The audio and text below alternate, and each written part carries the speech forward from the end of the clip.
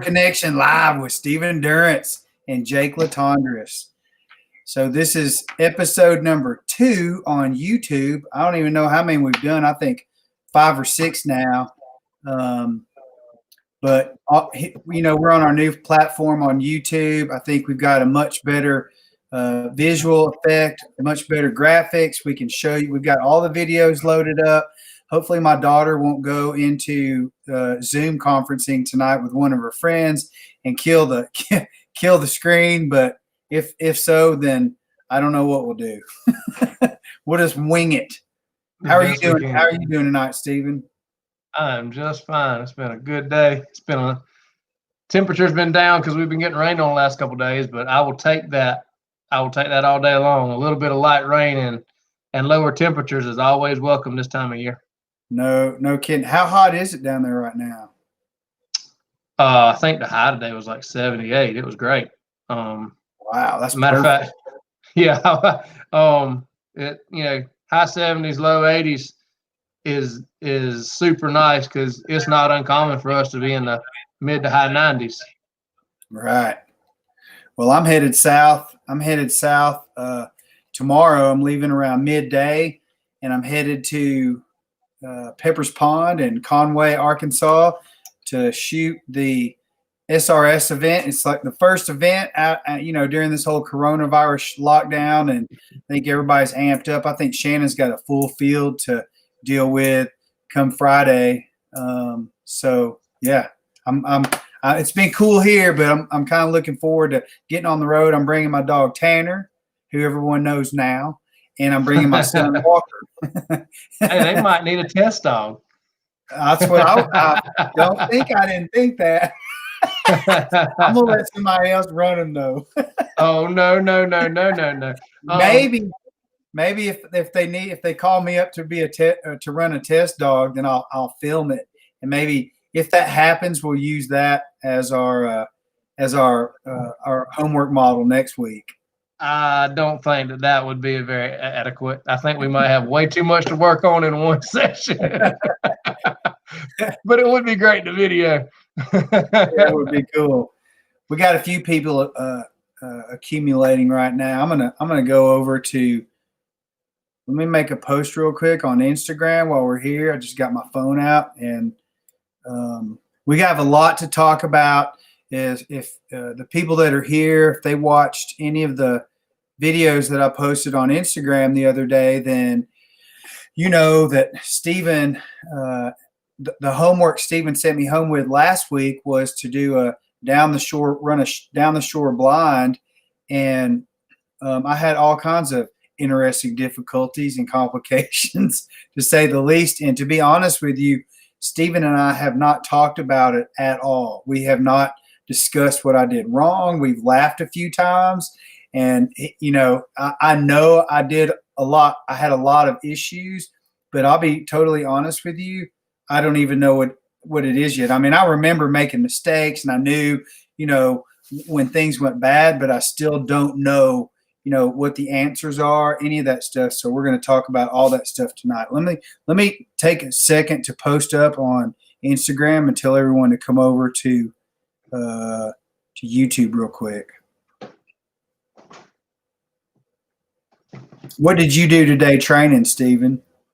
I was short on help. I had a bird boy that had to go to the doctor. So, and I had a couple of my SRSU competitors here. So we did interrupted double with a double poison bird blind, and then we turned around and ran 2 water blinds. The short one was about 425, and the long one was about 500. And wow. It was an interesting day. I didn't do a whole lot of dog handling. I did a whole lot of people handling and handling dogs through them, which is not uncommon this time of the year. My clients do a lot of hands-on work with our dogs, and my dogs get better for it, and my clients obviously get better for it. So it was a pretty chill day for the most part. I played with a couple of puppies, and I messed with some SRS dogs and just enjoyed the day. So when you say you mess with some SRS dogs, what does that mean? Well, I mean, I had a whopping 10 dogs on my truck all day. 8 of them we were doing SRS setups with, and 2 of them I was doing much younger dog work, but just I got to have some puppy therapy in there as we go. So there's some of my projects. But like I said, as far as big dogs go, I think I ran 2 dogs on 3 water blinds apiece today, and as far as the big dogs go, and that was it. Everybody else ran with my clients. When you identify a dog as an SRS dog, are these adult dogs, or when you see a young dog, can you identify an SRS dog in a young dog? Well, that's kind of like seeing a little league player and identifying a major leaguer in it. You can see potential, you can see ability, but only time will tell with how they mature, what kind of dog they make, what their strengths and weaknesses are, how capable they get at multiple different venues. Because it takes so much time to master so many different venues, whether it be, hunt tests, field trials, hunt savvy scenarios. There's so much experience that is required in order for dogs to excel in this. So it's all about the process, and some dogs show a lot more potential at the beginning, and some of them will surprise you as they get older. It just and that's part of the fun of the journey is going through it with them and going through the process. And every dog on that truck was an SRS dog today because they were doing SRS type work. A lot of those dogs on there weren't necessarily, they're not this year's or next year's SRS prospects, but that doesn't mean that they won't be in the future, and they're still working on perfecting their task. If a dog can run a 500-yard blind and do it well, it has a good chance to be able to do whatever game you want to play at the blind, as far as running blinds in that realm. So you can always bring them in, but it's hard to push them out. I'm gonna ask you another question. I'm gonna go live on Instagram too to tell everyone. Let me do this real quick. I mean, we can still stay here. So I think I'm live on Instagram on my phone now. Come over to the YouTube, Latondras Media Collective YouTube channel, and Stephen and I are live. We're waiting on people to populate. We've got about 20 people on right now, which is a good start, but we'd sure like to wait and get a few more people on here before we start the actual lesson. And I am going to ask you another question, Stephen, about the SRS before we dig into my mental issues. I can't wait for that. But what do you think is the most challenge? The SRS game itself is particularly the crown. What is the most challenging part about a crown championship? Is that a fair question? It's always, everyone's a little different, but I guess you would say it wouldn't just apply to the crown. It's the most challenging part is being able to be consistent. We did a fun day at the kennel last weekend where we had it was an SRS style competition where I scored. We kept collars on the dogs so nobody got out of hand, but clients ran against each other. They ran for placements, but I also scored them, and I also made sure everybody kind of understood the scoring system and understood how it went. And I told everybody, I said, if you told me I had the opportunity to take a score of a 20 every series without seeing the series, without doing any other math or telling me where I ranked in the scores, if you let me take a 20 every series and never run, I'll win. And that's kind of always, for me, it's not how good you are, it's how good you are when you're not at your best. And when it's not your strong suit. Can you post a good score when it's not your wheelhouse? And I think the winning score was something like we ran 5 series. we ran 5 series and the winning score was a 120, like a 121.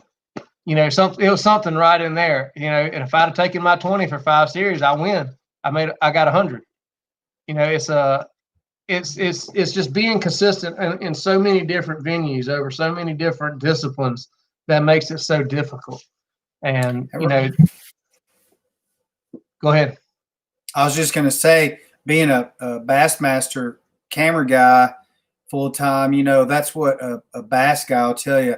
I'll take, you know, 5 4-pounders. If you told me I didn't have to go out, but I could take 5 4-pounders in my bag and not go fishing, then I'll take my chances on that right there, you know? Yeah, absolutely. Same kind of parallel. It's very similar. I mean, it's just so hard to be consistent, and especially when there's so much variance in the test and what they're challenging you with, and being able to be good at all of it is just so incredibly difficult. And consistency is key, very, very much so. And you'll see that. I mean, apply that this weekend when you go in video and just say, I'm going to take 20 for this series. And that might not be the best score. It might be middle of the pack score, but it'll always work out. 9 times out of 10, it's going to work out that about a 20 score is going to be something you wish you had at the end of the day. Mm-hmm. Well, you know, this experience, all the education and information I've gathered, of course, I don't remember a lot of it just because there's so much of it, and I'm not there yet. I'm not over that hump. But this weekend, the SRS is going to be a great experience for me because, first of all, I'm going to be shooting dogs through my lens. I'm going to be with a big lens, and I'm going to be watching them much more differently, similar to how because I'm a camera guy and a video producer, I can't watch a movie without analyzing it. And I think now, ruined it all for you. Yeah. I can't even go to the movies with my family. But I think going to the SRS and having that many dogs in one place and watching them all run is going to be a really good experience for me, because I think things might click a little bit more because all the dogs are going to be doing different things and adjusting to different variables. And you know, instead of just watching one dog, not having something to compare it to all the time, this is gonna make a big difference for me in my learning curve. I think you will learn a lot. I think you will get some things that you would not have gotten. I think you will also you get some things that you don't have yet. But it's one of the neat things, and we haven't talked about this. This is a whole nother conversation, but you're going to realize how many people fail tests and how many dogs fail tests, and decisions made on both ends. It's really not nearly as much about, you don't see nearly, when you start realizing, you see how many times dogs don't fail, or dogs don't put themselves in a position of struggle. We do. You know, as handlers, we do something boneheaded that puts the dog in a bad spot, and their struggle is because of something that the handlers did rather than what the dog. You see both, and one of the things that you got to really understand about SRS is that it has an incredible knack of making great dogs look very average. You know, they're putting so many variables out there, so much difficulty. You don't have real bird scent. You know, there's a lot of things that affect performance. And you want to, I mean, I'm excited to hear your feedback because you've done several of these, but you've never looked at them this way before. Never.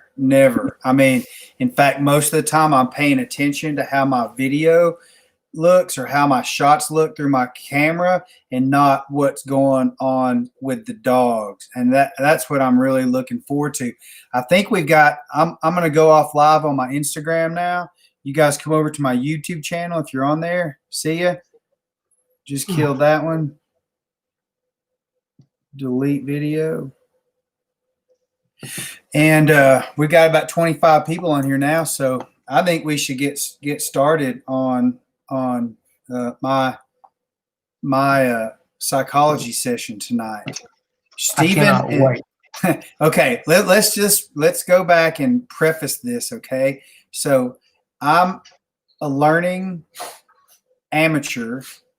At the very beginning, I mean, I used to think I knew something about, handling a dog just because I've been a duck hunter for 47 years. And now that I realize I don't know anything, I decided to go find a shrink, and Steven is my shrink. And so, our whole premise here is to help people learn through my mistakes. I'm taking one in the chin for the team, and I don't mind it. I'm enjoying this. I've yet to hear. Well, I've had a couple people criticize me directly, which I don't really care. I mean, I can honestly. I'm 51 years old, man. I'm over it. I've got an ego, but not right now, and not in this particular program that Stephen and I are building upon. This is about learning. This is about me learning about my dog, and my dog learning about me. And this is, we are the guinea pigs for you guys to help build your confidence in asking questions. Help you look at yourself in the mirror and understand, that you need to leave your ego at home when you go do this, because your ego is your worst enemy. And I realize that now. So, without further ado, I think we should step into the dog duty here and get right into it. So we have 4 videos. For those of you that have been paying attention, we have 4 videos that we put up on Instagram and Facebook that reference the homework that Stephen gave me last week, which was to run a down the shore blind. And he didn't tell me any more than that. He kind of told me the gist of it. But quite frankly, I walked out there and I thought, oh, this will be a piece of cake. And I walked out there and my confusion started before I ever even looked up, because I'm standing there thinking, okay, well, how far away from the bank is it acceptable for your dog to be when it's down the shore? Or am I running a pattern blind down this channel? And then if he gets too far from the shore, how the hell do I get him back closer to the shore without getting him on the shore? And then once he gets on the shore, I have to get him off the shore. I mean, it was great. It was a very beneficial disaster. So you're welcome very much. And do you have anything to say before I play the first video, Stephen? Well, beneficial disaster. You say that like I didn't know it was going to be. I mean, no. That's not what I meant. What I can't wait to hear is the next time we talk, when you apply some of the principles that we're going to talk about, and you realize how many mistakes you were making and how you can refine those things. So there is no way to jump into this thing. I can talk circles around this, but we need to get into the visual reference of it. So what I want you to do is play the very first video, and I want you to tell me. How cool is that? Well, that's pretty neat. Now, before you get going, when I hit play, when you sent this to me, and I hit play, I wanted to stop it as soon as I hit play. Why? Probably because I'm set up too far from the edge, from the shore. Well, I don't know where the blind is. Blind so I is. can't say that. I can't say that when I initially turned it on. But one thing I can tell you that leads into every other one. Every blind you ran, your toes were practically in the water. So one thing you can always remember: if you back off the water, the farther you back away from the water, the more choices they have, the more you're going to potentially complicate the deal. And a lot of people, especially hunters, have a tendency to want to run right off the edge because that's what they feel like they're going to be doing. But that's not overtraining. You need to balance it out. There's going to be that time when you're not going to be right by the edge of the water. And if your dog's not standing 5 feet from it, he's not going to feel like he's compelled to get in if you don't vary your distances. I see. So you're trying to basically give him a runway to the water and to build that momentum going into the water? Not necessarily a runway. I'm trying to give him choices. When I point a dog towards water, the way that I teach them is it should not be a debate about whether or not you're getting in the water. It should only be how soon and where. The young dogs, I want them to try to get to the very first piece of water that they can get to, because that's the way that we start to ingrain, get to the water first. So this is going to be one thing that's going to be your after your homework, so to speak, is get away from the edge of the water. That's nice. That's all well and good. You didn't have huge troubles with the initial line for the most part, but a lot of that is because he didn't have any other choice but to jump in the water. Well, I mean, I'm going to be honest with you. So I didn't know you were going to say all this, but the reason I did that, and this was what was going through my head at the time when we went to the line, I was thinking, if I'm too far back, then I'm going to complicate this right off the bat, because he's going to want to go right down that edge and stay on the grass. And I have to call him back. And I was literally trying to be as direct as I possibly could in the down the shore blind itself. I mean, that was literally me trying to come up with a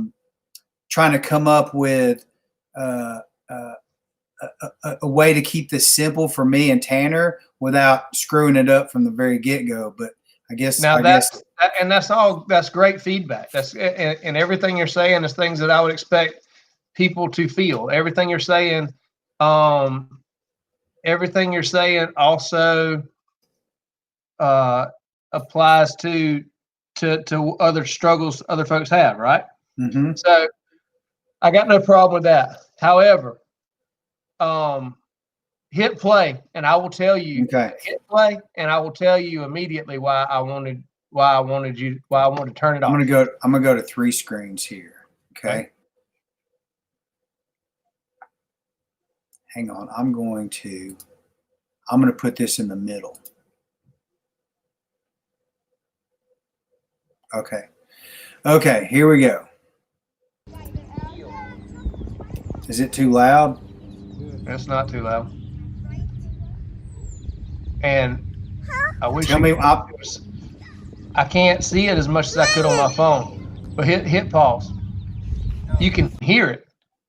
The wind is blowing directly in your face. Let me go like this. Let me try to find the right screen for this. It's only 3/4 of it right there. I don't know if there's something going on. It's 1/3. Yeah. So hang on one second. Okay, now let's go like this. How's that? That's pretty good. Okay. I could hear it and I could see it on the water as soon as you hit play, at least when I was watching on my phone, and you're running directly into the wind. Okay, so what everyone knows, can you see my cursor on the screen at all? No. No, okay. So the prominent point on the left side of the pond is there's a post with a white sign on it, and that's where the bumper is. Okay. You want me to go? Yeah, absolutely. So we don't want to run into the wind because the dog is smelling the destination before they get there, and it can make them want to actually hunt before they get to the location. I can see more wind on the water now. So you'd have been better off running this blind the other way with the wind at your back. That way he's not trying to use his nose before he gets to the bank. Does that make sense? It does. All right, here you go. So you tell me what's going on here, what you're thinking as you're running this. I'm thinking he's way too far away from the shore. and I was thinking that, but honestly didn't know what to do. Okay. And I'm thinking, okay, well, I'm just going to let him swim this line out because he's on a good line right now. And he probably smells it, right? Well, maybe not. I mean, it depends on how far away he is, but especially on land blinds, it can make a dog want to start quartering into the wind, throw their tail up and start running, at angles side to side rather than running straight when you run straight into the wind. Now, I don't think this is your first down the shore blind. This is your second one. Is it? Yes. I thought I ran this channel. You did run this. Oh, yeah. But this is the second time you ran it. You can look at me like I'm crazy. No, you're right. No, you're right. This is way too good. Yeah. We're gonna go in reverse. Do you have that other one queued up? Yeah, let me go back to that one. Yeah, right? Go ahead and axe this one. So I'm thinking it was the same channel, right? It was the same channel. That was your number 2. You got to look at your own captions you wrote. That was your number 2 show. Oops. I got to get this in the Okay, now bada boom. There you go. Okay, here we go. No. This is for sure. This is for sure. This was when you had moved closer to the side after we talked and I told you about this blind to start with. This was your modified line. Your very first video you sent to me. Damn, I thought I had it loaded up.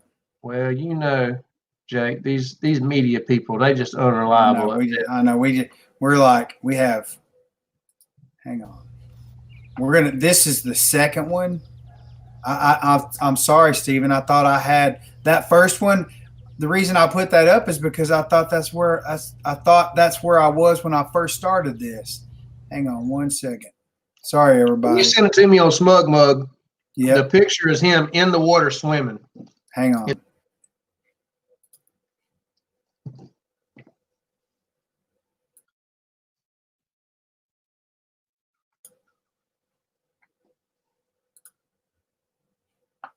We're just going to have to go to this one because that first one's not on here. All right. Before you go on, Okay. Going back to the first one, that was a lot better version of the down the shore. But actually what happened on the first one, if you'll remember, he went to the right bank. Oh, he was more right center of the channel. He swam down. He didn't really want to go to the right bank. He didn't really want to go to the left bank. And you ended up, he swam closer to the right edge and then you stopped him and gave him a left hand over. Does that all ring bells now? Oh yeah, I remember it well. Okay. And your second one, he was much more direct. The second one, it was still a little wide, but it wasn't nearly as good a teaching illustration as that first one would have been. Mm-hmm. But this one ain't bad. The one I got teed up right now ain't bad. Oh, I know. We got so much to hit on this one.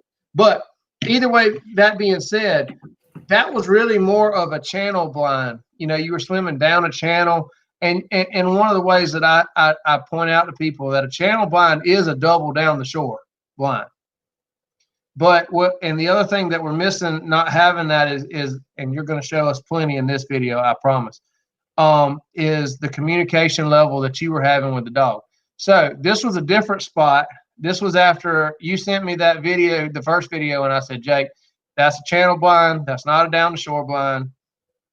But I want you to move closer to the edge and hold the dog more accountable. And this one's a really good blind because it's kind of got a little cove that shoots to the right.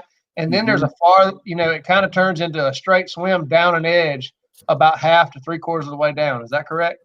Mm-hmm. And the water, just so everyone knows, if you see the light pole up on the road there, if you go two trees to the left, the blind is right there about 5 yards off the bank. That's where the bumper is. And then the pole, just barely left of the pole, is that's where the shallow water stops. That's where the edge drops off. And this is more of a tapered edge than around the rest of the pond is more of a definite vertical drop. So this one was difficult for me because I had to deal with a tapered shallow water edge, and he could easily touch with 1 foot, find his footing, and then just keep going, just getting sucked into that shallow water. Well, and you say it's keep going. I say it is gaining traction. I mean, Think about how hard it is for a dog to touch the bottom and, have 2 paws on the bottom and 2 paws swimming and try to swim a straight line. I mean, that's almost impossible. They got to choose either land or to give what I would call a more school response when they feel the bottom to push and try to find more swimming water. And even if they don't find swimming water, if they're pushing off the bottom, it's going to push them to open water or to toward more water, not toward less. Does that make sense? It does. So one of the questions I had before we get started on this clip on all of these was is there an application from Swim By that applies to this? Because when I was lining my dog up, I'm telling you, at the line, I'm already confused. Like, So if I send my dog and he gets offline, how do I get him back to his line? We got lots to talk about on that. And I'm thinking no, over, and I'm thinking whistle, and a cast. I was really confused about what I was supposed to do to make this work. Let me run this because this is a fairly short video. It surely is. Is this the 23rd? Do what? No, go ahead. All right, hit pause right there one time, real quick. And that was quick. No, that's not what you did wrong. The point that I wanted to make is when you were standing on the bank, you made a comment earlier. You said that you were afraid that he was immediately going to do what? When you said back, you thought he was going to do what? Stay in the shallow water. You thought he was going to run around the edge. Exactly. Yeah. Stay in the shallow water or go to the edge. Both times on both your videos, where did the dog go?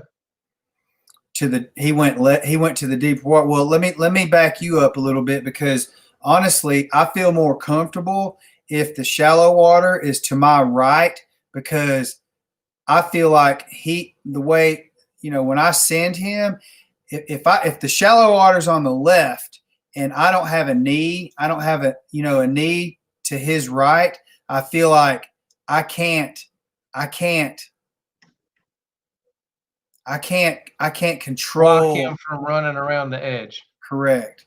Now if it's to the right, I feel more comfortable with it because you can step up on him and essentially block him off. Correct. That's what your mind is thinking, and that's not wrong to think that. But I want to point out, it didn't matter. The other one, the shoreline was on the left. Both times you said back, he sought bigger water. You're going to see that in the next clip, and you're going to see it in the next clip. Actually, the next one, you see him get a little skinny, and you recall him, and then he shows you. But the point to be made is, I don't think you were blocking him away from it. I think that the dog is showing you where his mind is. And that is, the analogy that we were making, and this goes into way more basic training. This is helping you understand it and understand where he is in his walk, so to speak. But I don't want to take a dog from the edge into the water. I want to take a dog who is mentally in the middle of the pond and bring him to the edge. Now, how we do that is a whole nother several conversations. But what you need to understand is that when Tanner's in the right mindset, Tanner's going to look for water first and hopefully look for more water than is necessary. He should be the most comfortable swimming down the middle of the pond rather than swimming on the edge. Almost like what he did on your very first blind when you ran the channel blind, and he got out there in the middle and swam down the middle. He was right center, but he was down the middle rather than being happy to be on the edge. That's not natural. That is not a natural response. You're saying that's a trained response? Absolutely. Yeah, okay. I'm with you there. Absolutely. So his natural response would be to run around the edge. Yes. Take the easiest path of least resistance, right? Well, his path would be the exact path you took to plant that blind. Mm-hmm. So we can agree that we all have something in common there. But the point to be made there is both times, it didn't matter what edge the shore was, what side the shore was on, he sought big water off your initial cast. Mm-hmm. All right, continue on. Okay. And if you look, he's actually going to more water. Now you give the play-by-play here, Jake. What you think's going on? I'm trying to get him closer to the line that I want him to be on. And I didn't know how to do it other than to cast him to it. And then. All right, there's one. Holy crap, what was that? Stop that. Okay. Wait. Okay.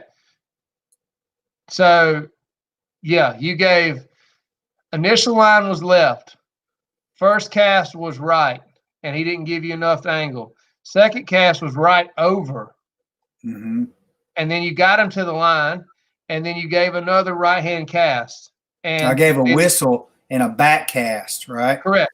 But it was another right-hand cast. Oh, okay. Yeah. You used your right hand 3 times in a row. Aha. You think you're aha? You ain't nowhere near aha. You just keep sitting there. But diagram in your mind, this dog's blind. Right hand cast toward the bank. Right hand cast toward the bank with a greater level of angle. Stop. Right hand cast toward the bank.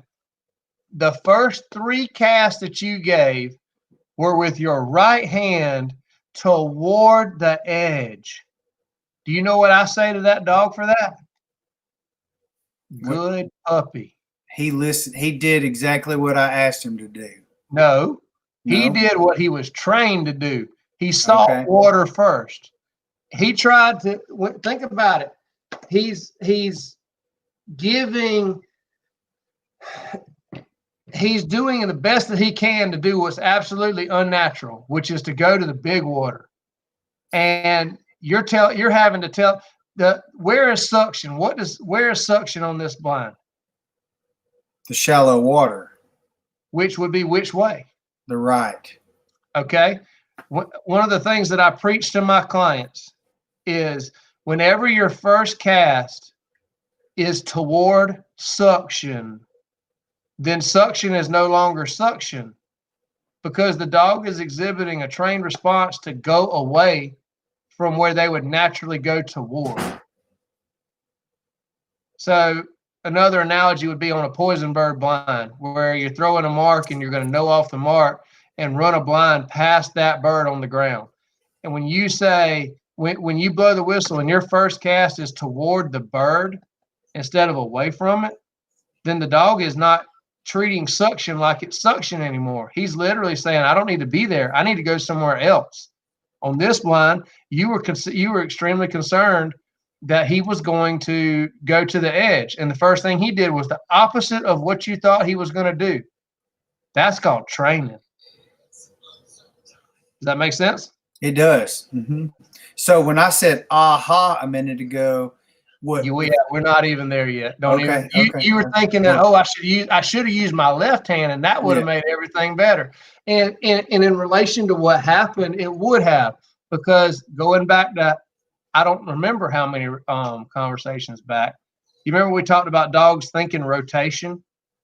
They rotate one way, and then when you stop them, they're assuming that they're going to probably rotate and make a different decision the other way.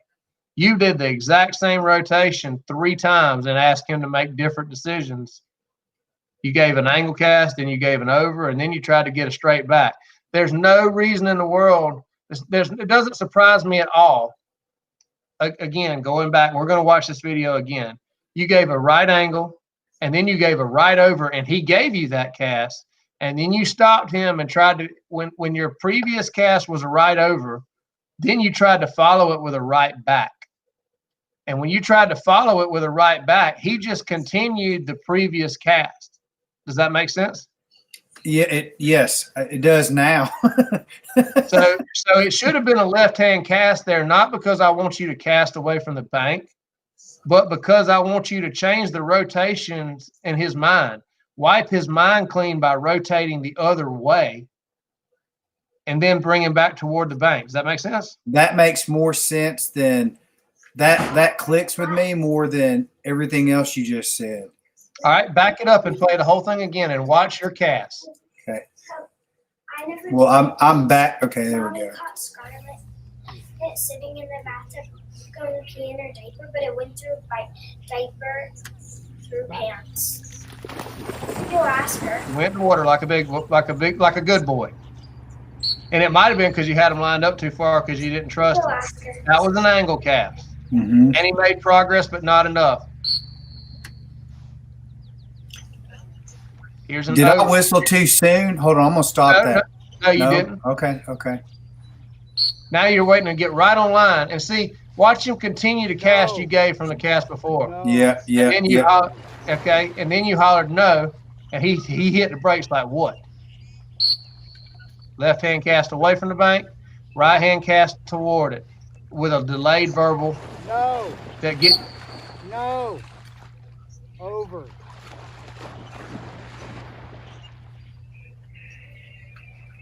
And now he's back in swimming water, right? He is.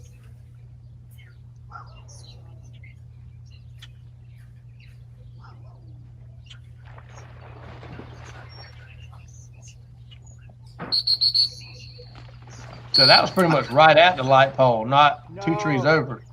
Over. Oh, and here we go. Tanner said, "I got this No. bad boy. Watch this here." No. Over. Over. You're right. It is. It definitely is. No. Oh. No.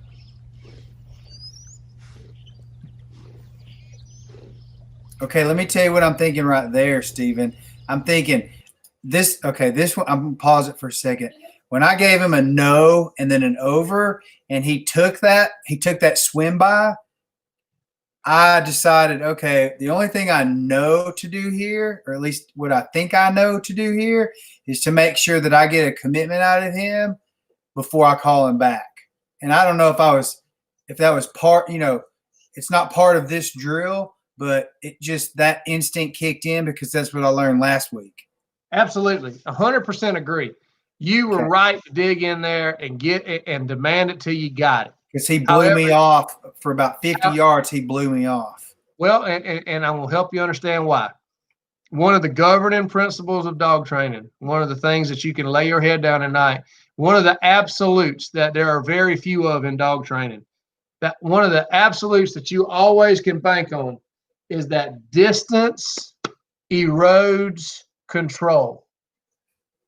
The farther away the dog is, the less control you're going to have. You with me so far? Yes. So I got can I ask you a question about that? Absolutely. Is that for a variety of reasons? Because it's a longer leash, or he can't see you as well or hear you as well, or like why is that a handful of reasons why that it erodes with distance? The biggest thing here is dogs can respect what can touch them. They respect physical proximity, and it makes 100% sense to them that the farther away you are, the less you can touch them. Even though the collar is a great equalizer, even though you can reach out there and touch them, but when they spin around and look at you, you physically don't look as prominent to them. Therefore, you're not bigger to them. You're not more influential to them. Therefore, they don't have to listen to you as much. Sounds like my kids. Exactly. Yeah. So, same deal. So here's the other thing. This is the point here's where you ought to have an aha moment. When did he give you swim by? Either the second or third no over. Or when I said no, but I didn't say over, I just gave him a hand cast. Keep on trying. All right. This is a multiple choice quiz now. All right. Let me ask you this way. How far away was Tanner from you when he gave you swim? Okay. So what you're saying is, as that distance closed to me, he got more intimidated and became more obedient the closer he got.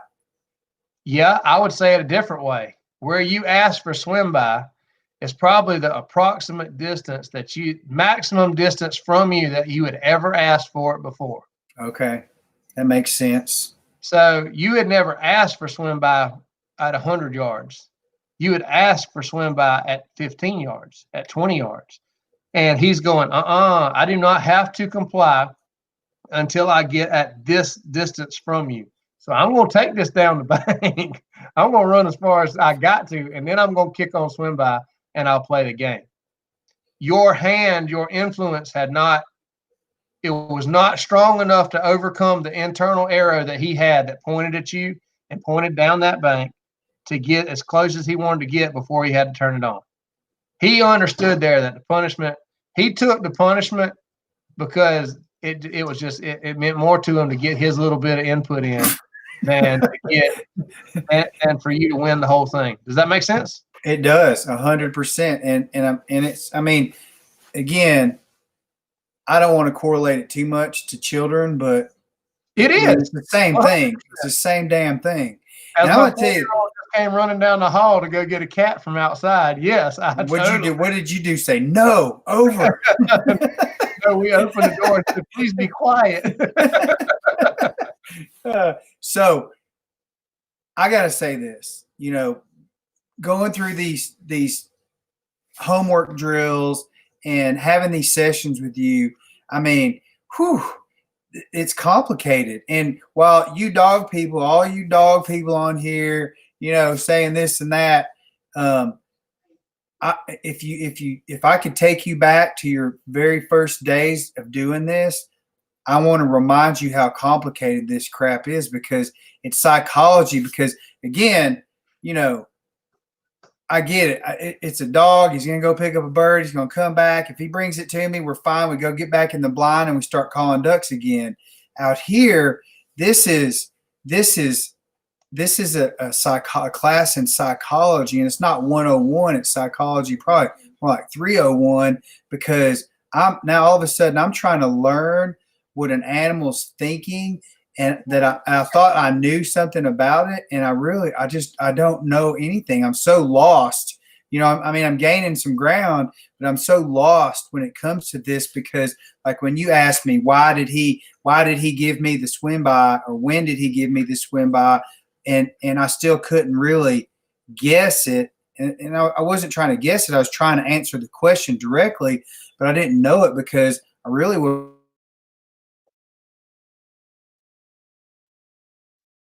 Until you.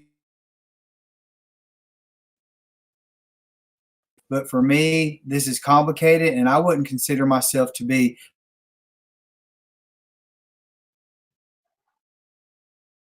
I'm back in kindergarten. You better check and see if somebody started a Zoom meeting. It started cutting in and out right there, just at the very end.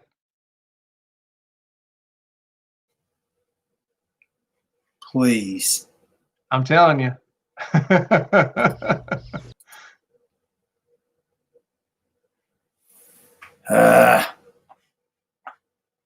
You're frozen. I can hear you. Oh, wait a minute.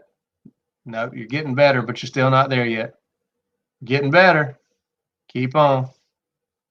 Hang on. Don't go away.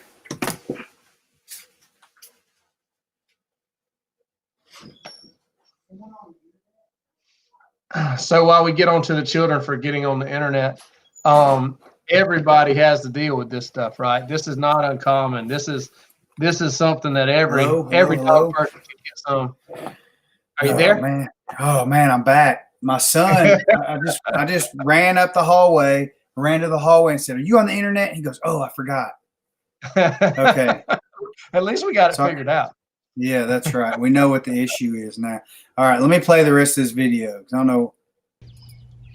You were talking about how overwhelming. It's complicated. Yeah, it's complicated for me. Okay. It is complicated, and I mean, that was great swim by. You could have made him swim. I'd have probably made him swim even farther because he fought that. When he kept digging in and you were saying no, you should have stopped him with a whistle and done it. And if he'd have dug in on you again, remember we talked about folks will ask, they'll give an over and the dog doesn't take it, and an over and the dog doesn't take it, and then you give a back and they take a 90-degree over out in the water because they're compromising with it. That's 100%. That analogy you just saw right there is where you see people struggle and they have to give a back in order to get the over.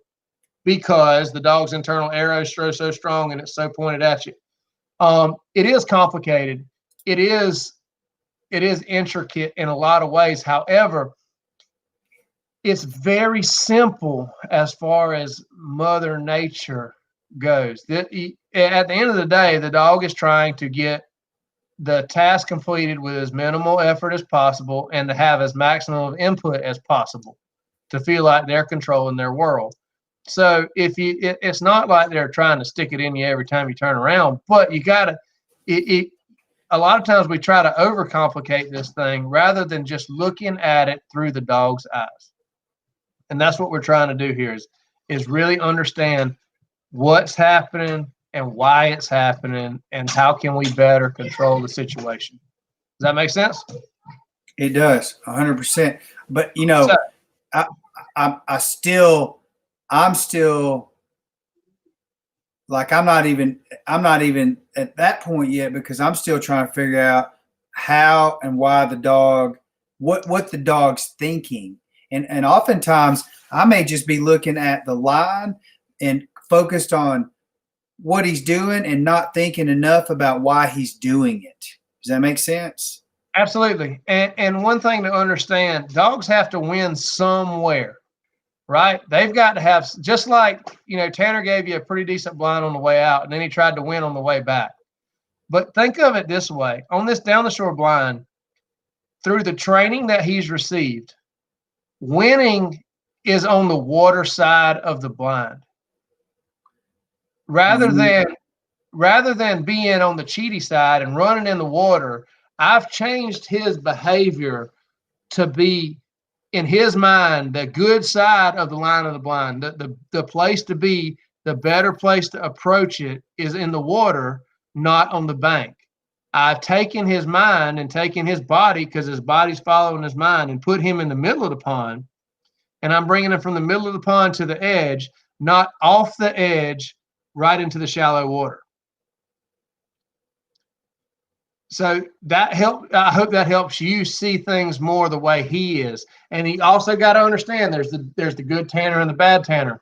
Good Tanner is going to jump in the water and do the right thing. Bad Tanner is going to try to run around the edge, right? Mm-hmm, mm-hmm. And just like what we started talking about when we were talking about compromising standards several conversations ago, and I said you do not have to let these standards go.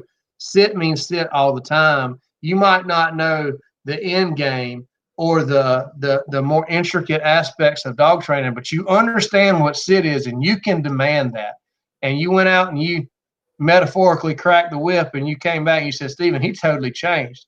His whole mentality changed. He was a different dog because he knew I was in control.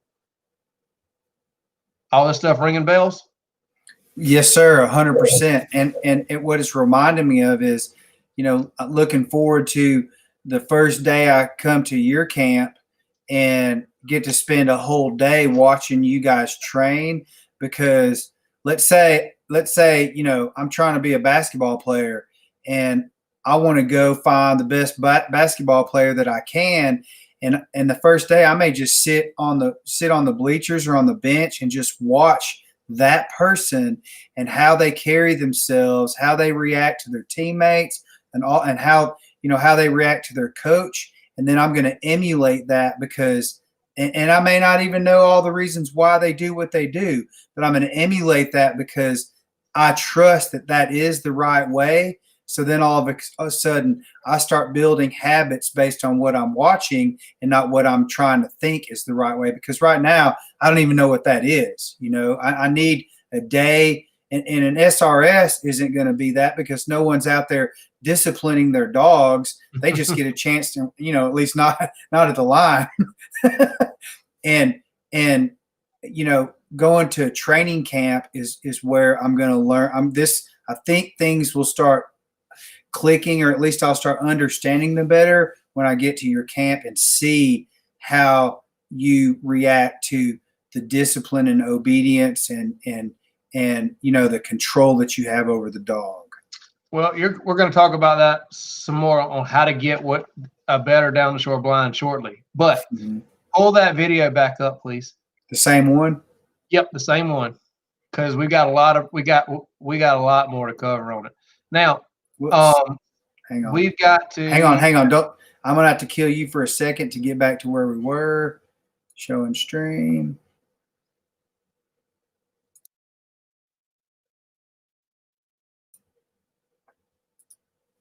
Okay. Okay, so we've touched on a lot of things already on this video. But the first thing, that was your initial line right there.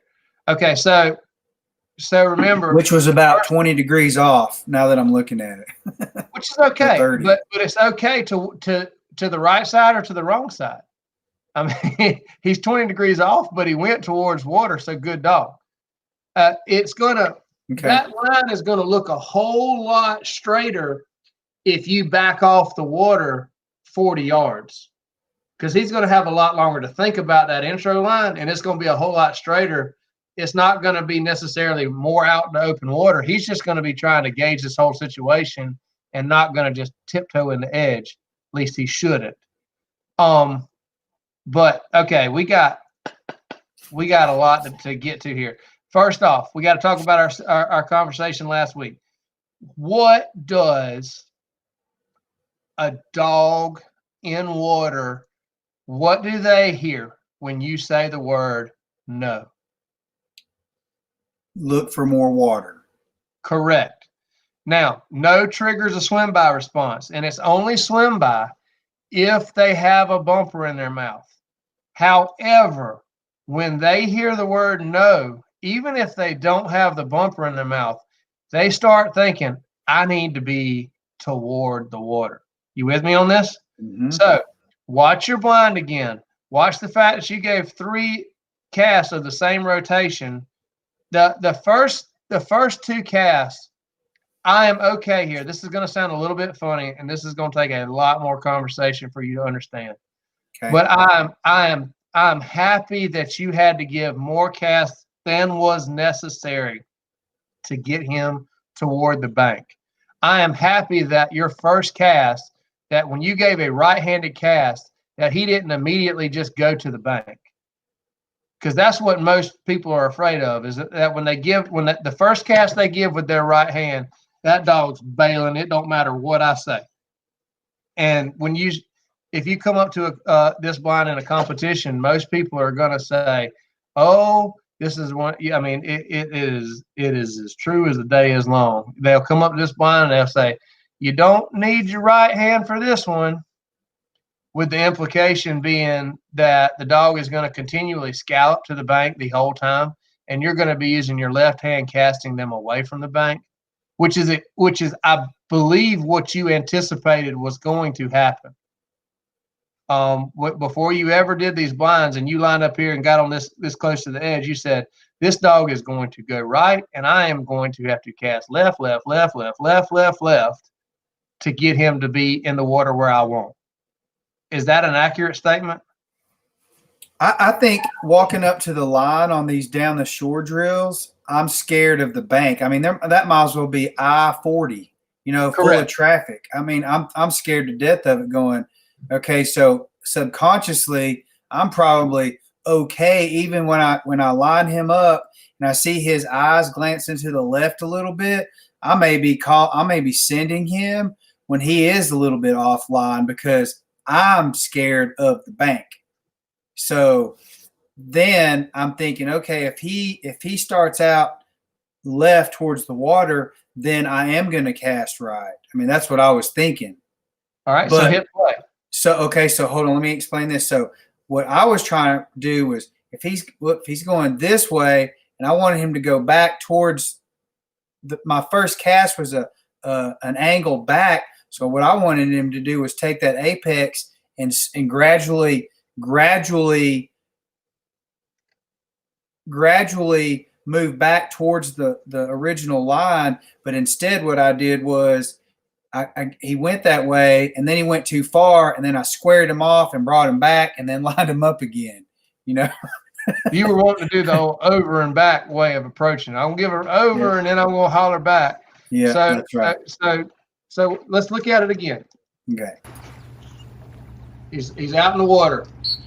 You stop and you give an angle cast. And see, he did not immediately bail for the bank there. He actually did. He did everything you wanted him to till right there. And then he started swimming down away from the shore again. You gave that over. He's heading towards the bank. You try to stop him dead on line and give this back. And then tweet. What? See, stop right there. Stop. Okay. Stop. You gave a right-hand cast again, and he started continuing it towards the bank, and you said no. And when you said no right there, what were you trying to imply? What I mean, get back in the water. Okay, so you're already ahead of the game in that you were trying to use the verbal cue that we established last week. Mm-hmm. What most people are doing when they're hollering no right there is they're trying to just say, you're a bad dog, don't do that. And that's not what it means to him. When he hears that no, he's going, oh, that's for more water. That's why when you said no, he immediately turned. You saw him turn and look back towards water like, what? I don't quite get what you're saying here. But yeah, right there. So you're going to stop again, and you're going to give that right back, and he's going to go more towards the bank, and watch his response. No. Whoa, what? Over. Yeah. So his first response was when I said no, he looked at me like, was he confused or was he thinking maybe he just gave me a right, but now I'm supposed to go find big water now. Yeah, he was confused, and he was also split-minded at that point because he had started to make his mind up to go to the bank. And right there, when you cast, if he could have split in half of them would have gone to the bank, half of them would have gone to wide open water. Gotcha. But one of the mistakes you're doing here is you're just shouting no without putting a whistle in front of it, without stopping. You had him not have a chance to make a decision. As he's making the decision, you're thinking about applying swim by with the no to go towards over, but you've got to, on his way out, you have to stop him before he hears that verbal cue on his way out. It's different than on the way back. It's different. Don't ask why. It just is. Okay. And so when you say that, you're saying like almost like erasing what you just did. Give him a second to erase what you just did before you tell him to do something else. Well, no. Remember, when you're running a blind with a dog, at what point do they know that you want them to change direction? When you blow the whistle. Exactly. Okay, so my confusion there, Stephen, honestly, at this point in this conversation, my confusion there, taking this out to the field on this particular blind, I was confused as to, thinking about the variables you gave me to work with on the swim by and not knowing if I should use a whistle or not. Well, does that make sense? Absolutely, 100%. And remember, it's not swim by until they have a bumper in their mouth.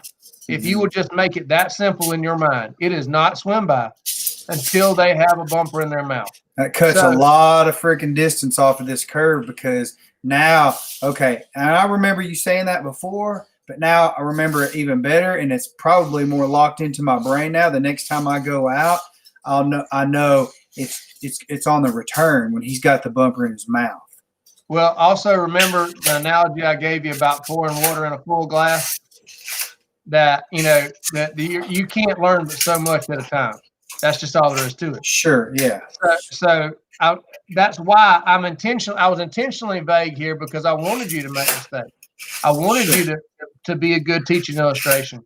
And all this, the simple fact that you were even trying to shape his behavior with no is way ahead of the curve. Way ahead of the curve. So, like Bennett just said, I thought he was saying no, not to go back. No, go to the bank. And you were, but you got to understand what the principle behind no means to the dog. You got to understand no means something totally different to this dog than to any other dog that we're talking about that has been through my program. If no means take more water and take more water indefinitely, right? That's a whole nother conversation. And contrary to Bennett's comment, I wasn't saying no. I wasn't mad saying no. I said no from the swim by application that I learned last week. I just wasn't totally confident. I mean, I actually felt like, okay, when I say no, he's going to get back in the water, and he didn't.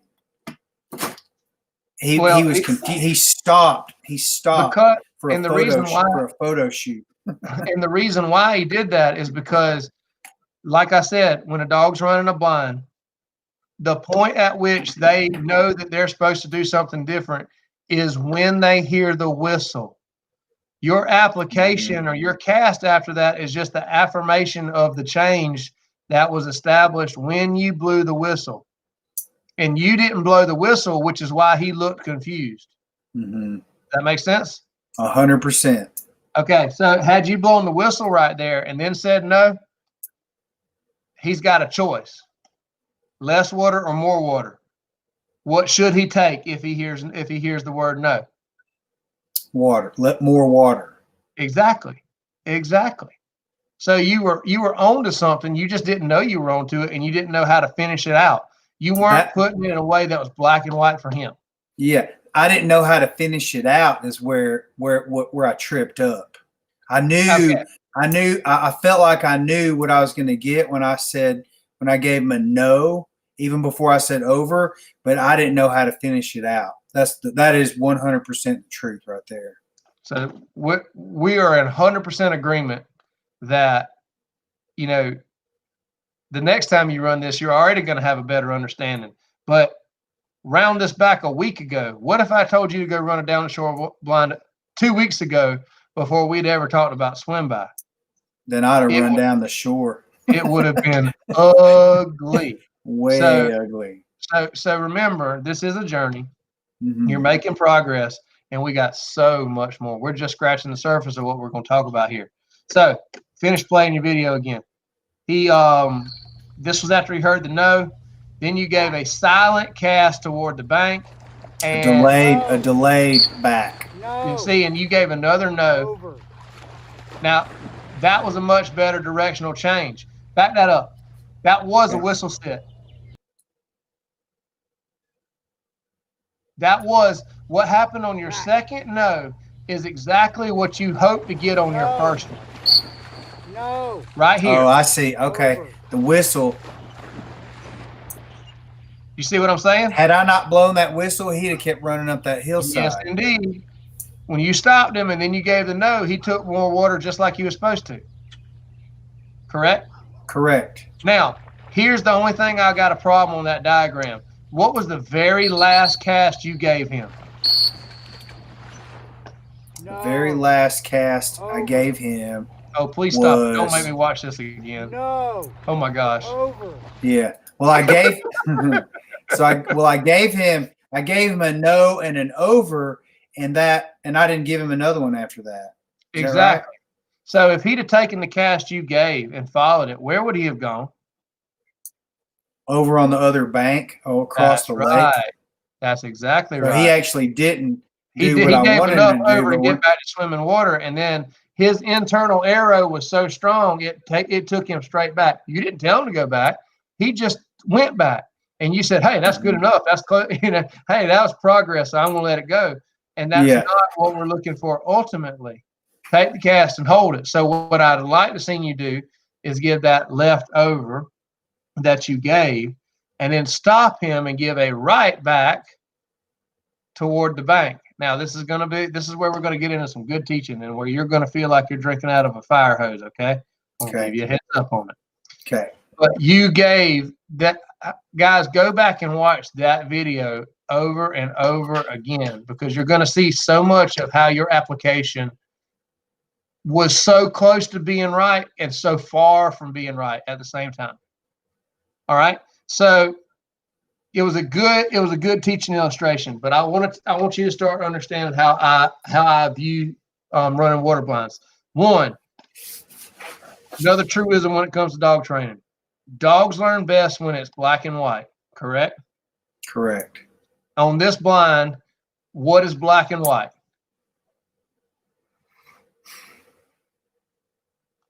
On this what blind, are your what mediums? is, pardon me? What is Stay in the water. There you go. That's one.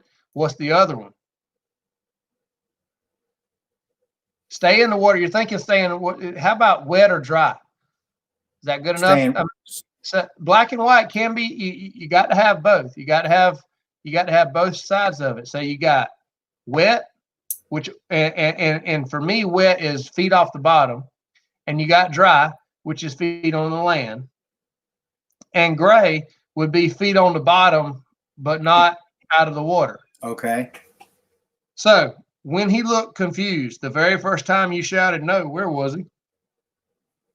He was half in the water. His feet were on the ground, but he was still in the water. Gray. Very gray. Okay. So when I am teaching dogs how to run down the shore blinds, most people think that, and most, not just most people think, Jake, this is something to understand. Most people, when they are running that blind, are going to use their left hand, if not every time, 90% of the time. They're going to use their left hand. They're going to cast the dog away from the bank. The dog's going to scallop back toward it. They're going to cast the dog away from the bank. And essentially, the blind is going to look something like this. And guys, I'm not an artist, and I'm hoping that this is going to show up correctly. There we go. Okay, so you got a shoreline.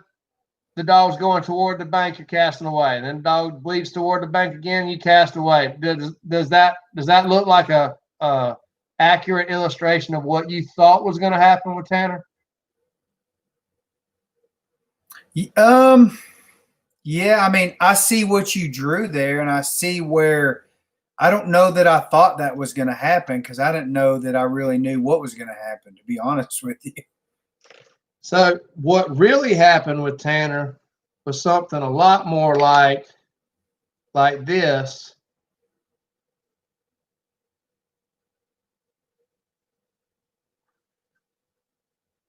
And then he went this way, and then he went back.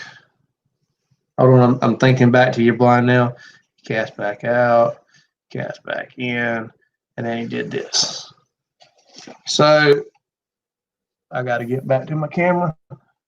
So in black is a lot more like what happened. Mm-hmm. Your first cast was he went out in the water.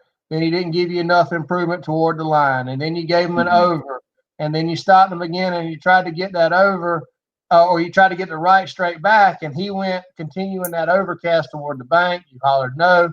He went back out in the water. Then he eventually made it to the edge. You stopped him and said no, over, and he scalloped that cast all the way to the pile. That's kind of in short what happened. So that being said, you gave a right-handed cast 1, 2, 3, 4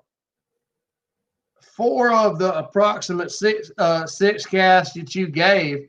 Over 50% of your casts were with your right hand, not your left. Mm-hmm. You with me on that so far? Yes, sir. So going back to how I teach dogs how to run this blind, I am trying to make this as black and white as absolutely possible. So I would say, and I tell my folks this all the time, and they look at me like I'm crazy, and this isn't absolute, but I just want you to hear me out. The blind that you ran, if you run that blind doing nothing but left-hand casts, you are not training your dog. I was going to ask that. You are simply fighting a natural response, and you are not putting any decision-making power on the dog. You're making them feel like it's like a little kid in a candy jar. Don't touch that. Don't touch that. Don't touch that. And they just keep looking at it, and they keep going toward it, and you just keep saying no. Rather than saying, little one, it is your job to guard this candy dish and make sure no one gets in it, and that includes you. This is your job. That's totally different than telling a child, don't touch that. Don't touch that. Can we agree? Yes, sir. So the point that I'm making, what I want to help shape in a dog's mind is to give them the disciplined response to turn toward the bank and take a different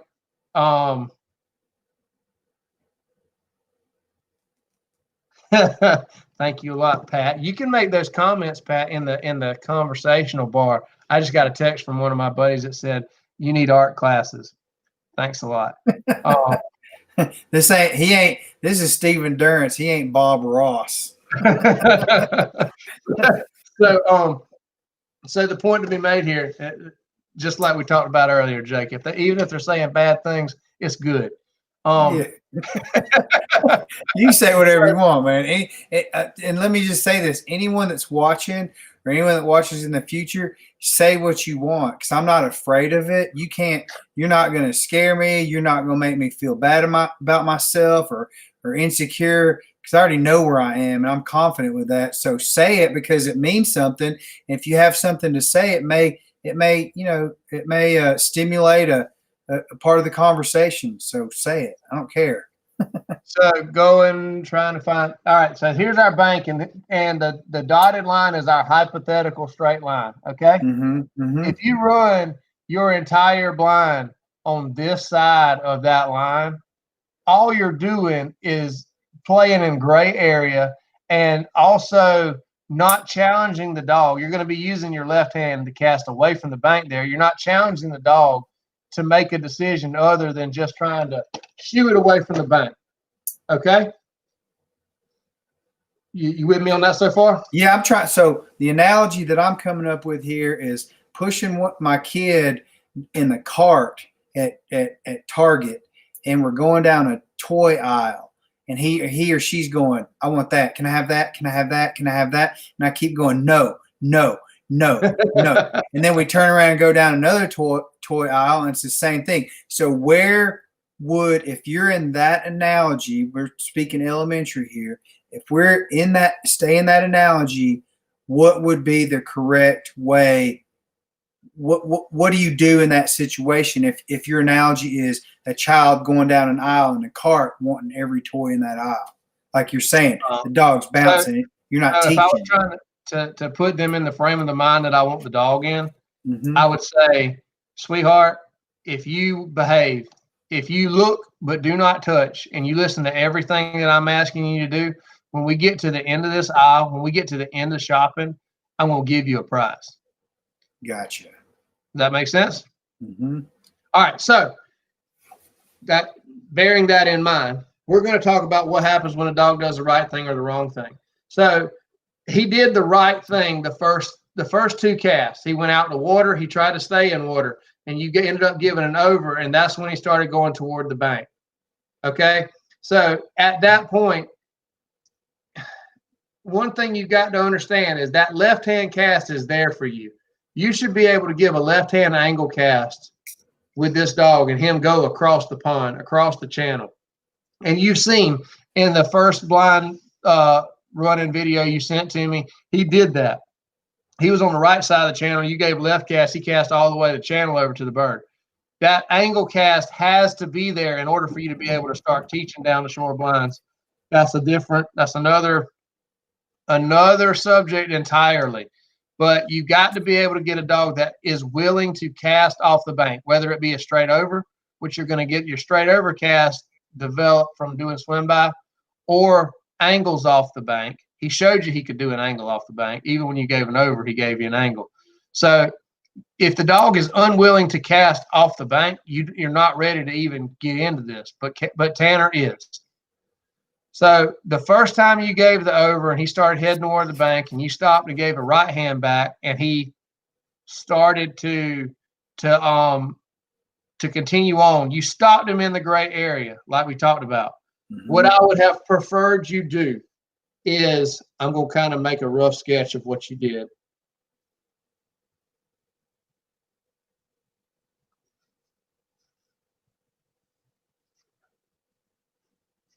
Okay. Rather than where you stopped him, which is where I circled, I would rather you let him go to the bank. Now, this is not a hunting situation. This is a training situation.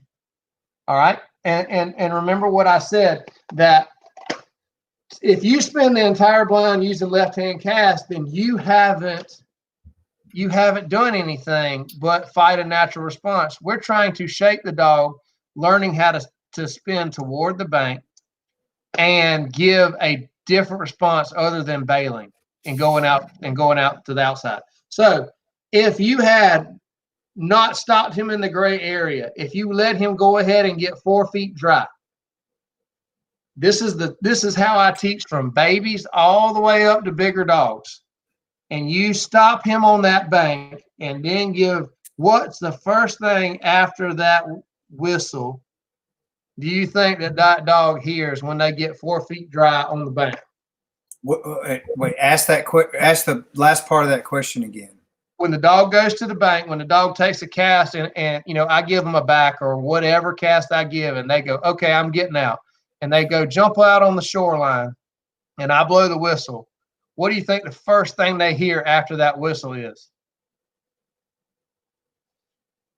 The first thing they hear after that whistle is over. No, I got. Oh yeah. Okay. I'm with you. All to right, get so back in the water. No means take water, right? Sure. And right, it should mean taking over towards big water. Remember we talked about in swim by, it wasn't just taking a little water. It was look for the biggest swim you can find coming off that bank, right? So no followed by over. All right. Now, when you give that no and over, I don't want an angle back off this point. If I was running this as a blind in a competition, I might give an angle, but I don't want the dog to progress back at all at this point. I want them to get back in the water and make no progression away from me. I want it to be straight. And if they try to dig back, I'm going to stop them and bring them back to that point and cast them over again. I'm going to make them get back in the water and go out off the bank. You with me so far? Perpendicular to you. Perpendicular. Good. Swim by. So at that point, I'm bringing the dog off the bank and getting back across the hypothetical line. You with me? At this point, I'm going to stop them. And this is where I want you to start learning. This is where something that's going to shape your understanding. I am going to give a verbal back as I cast. So when I stop there and I give a right verbal back, that means stay in the water. Just like no means take more water, when I cast you toward the bank with a verbal cast, see, you gave a back in that video and I said it was a delayed back. As I'm doing this, I'm saying back. It is preceding my motion. It is not behind my cast. It's a simultaneous or ahead of my cast, spinning the dog toward the bank and saying, don't go where you just went to. You just bailed. You just went to the bank and I told you no. I cast you back out in the water. And see, that's why it's so important right there for them to not make progress toward the blind, away from you. They have to come straight across, because if they gain ground away from you, you're not applying good attrition and saying you don't get to make progress until you take my cast. Okay, that makes sense. You with me so far? It's almost like a callback. It's basically kind of like a callback to where you are right now. Yes, exactly. Now, here's where it gets fun. And this is where you're going to see a lot of different behavior. When you give that right verbal back, what the dog's going to have approximately 3 choices. What do you think they are? 90, 45, and 180.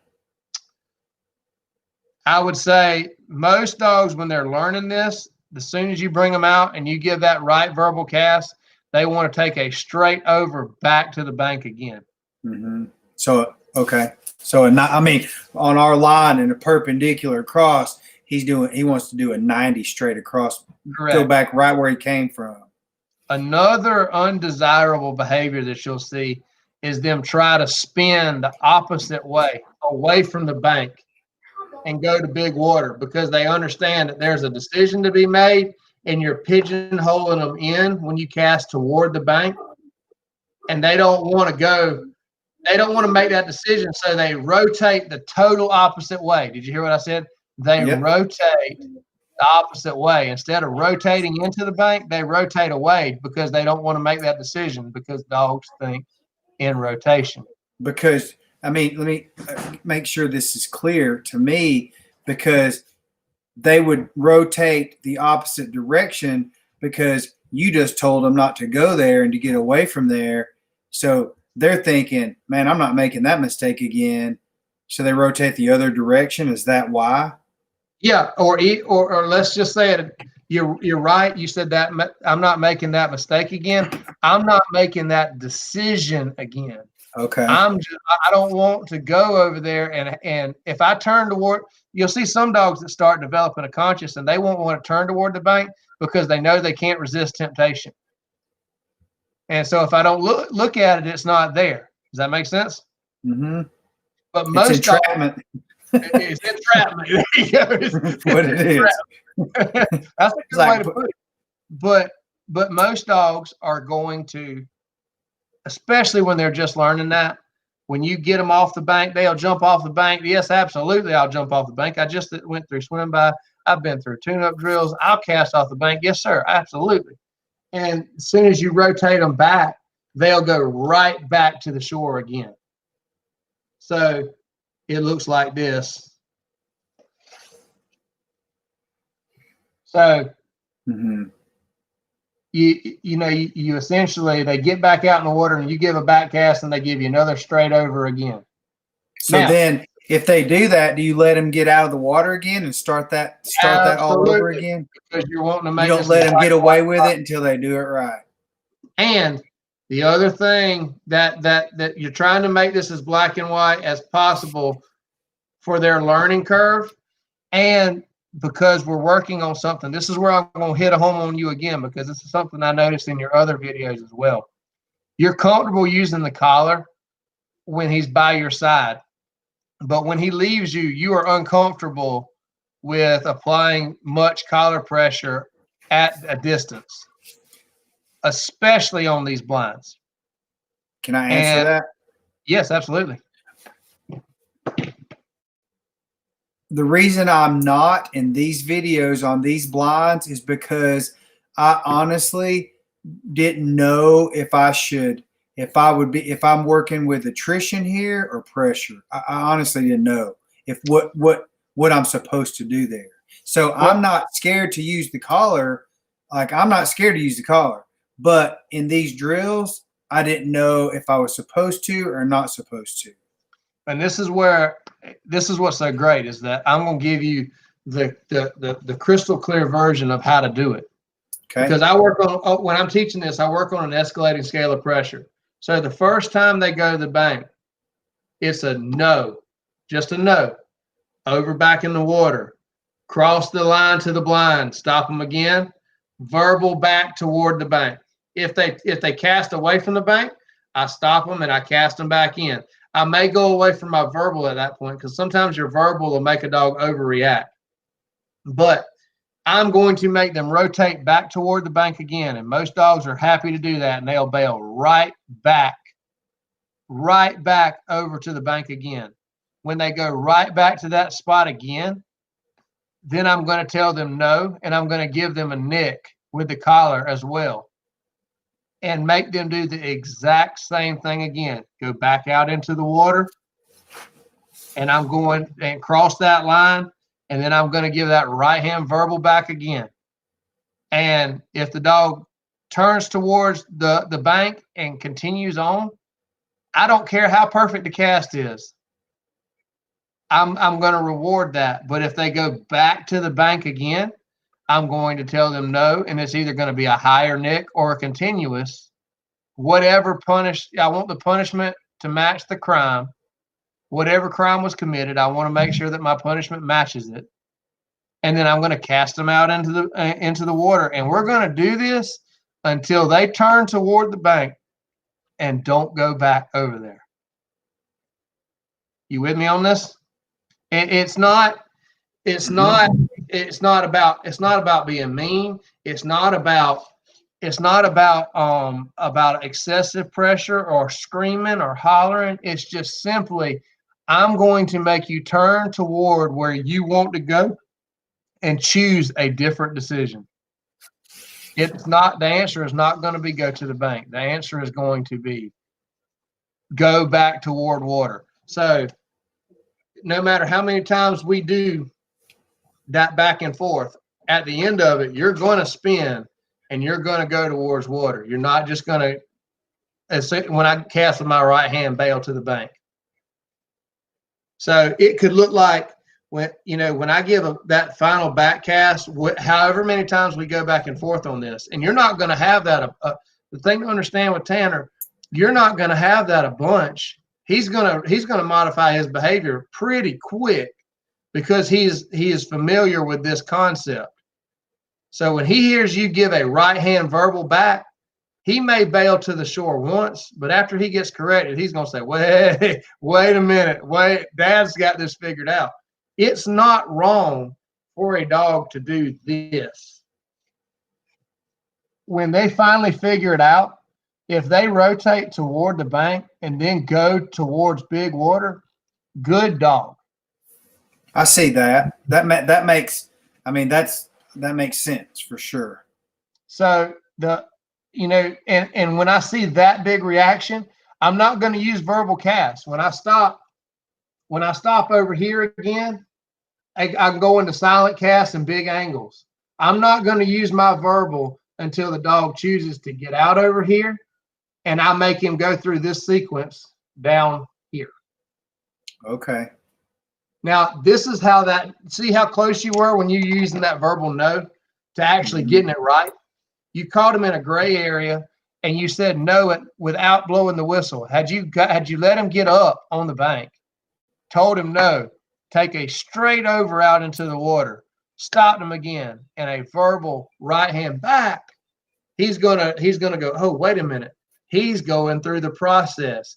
You're going to be going through a sequence that he recognizes, and he is going to reward you for that. And that's not going to say he's always going to be perfect, but this is something that you should be able to refine all the way to the point that he is standing on the bottom, on the edge of the pond, and you rotate him toward the bank and give a verbal, and he stays in the water. Silent means you can go toward the edge. Silent means you can even get out. But if I cast you with the shore side hand with a verbal cast, you better stay your four-legged hiney in the water.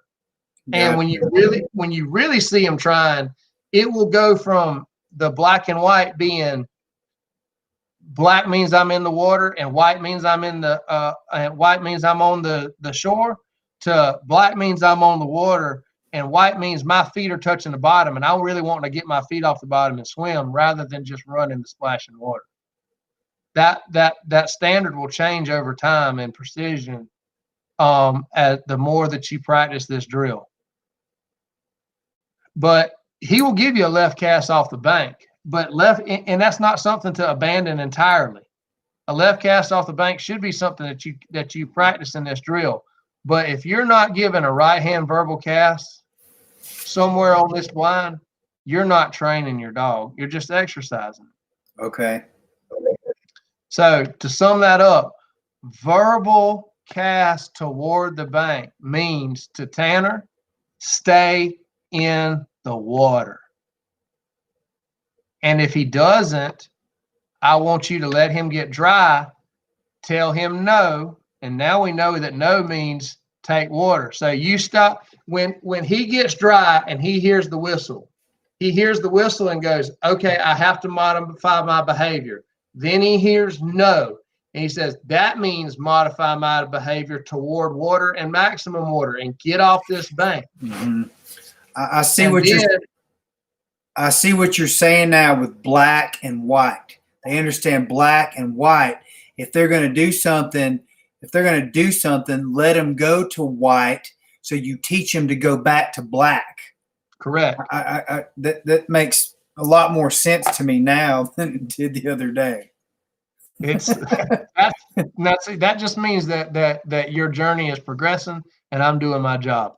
These little aha moments, and this goes back to what I said at the very beginning. You're like, aha, I should have cast with my left hand.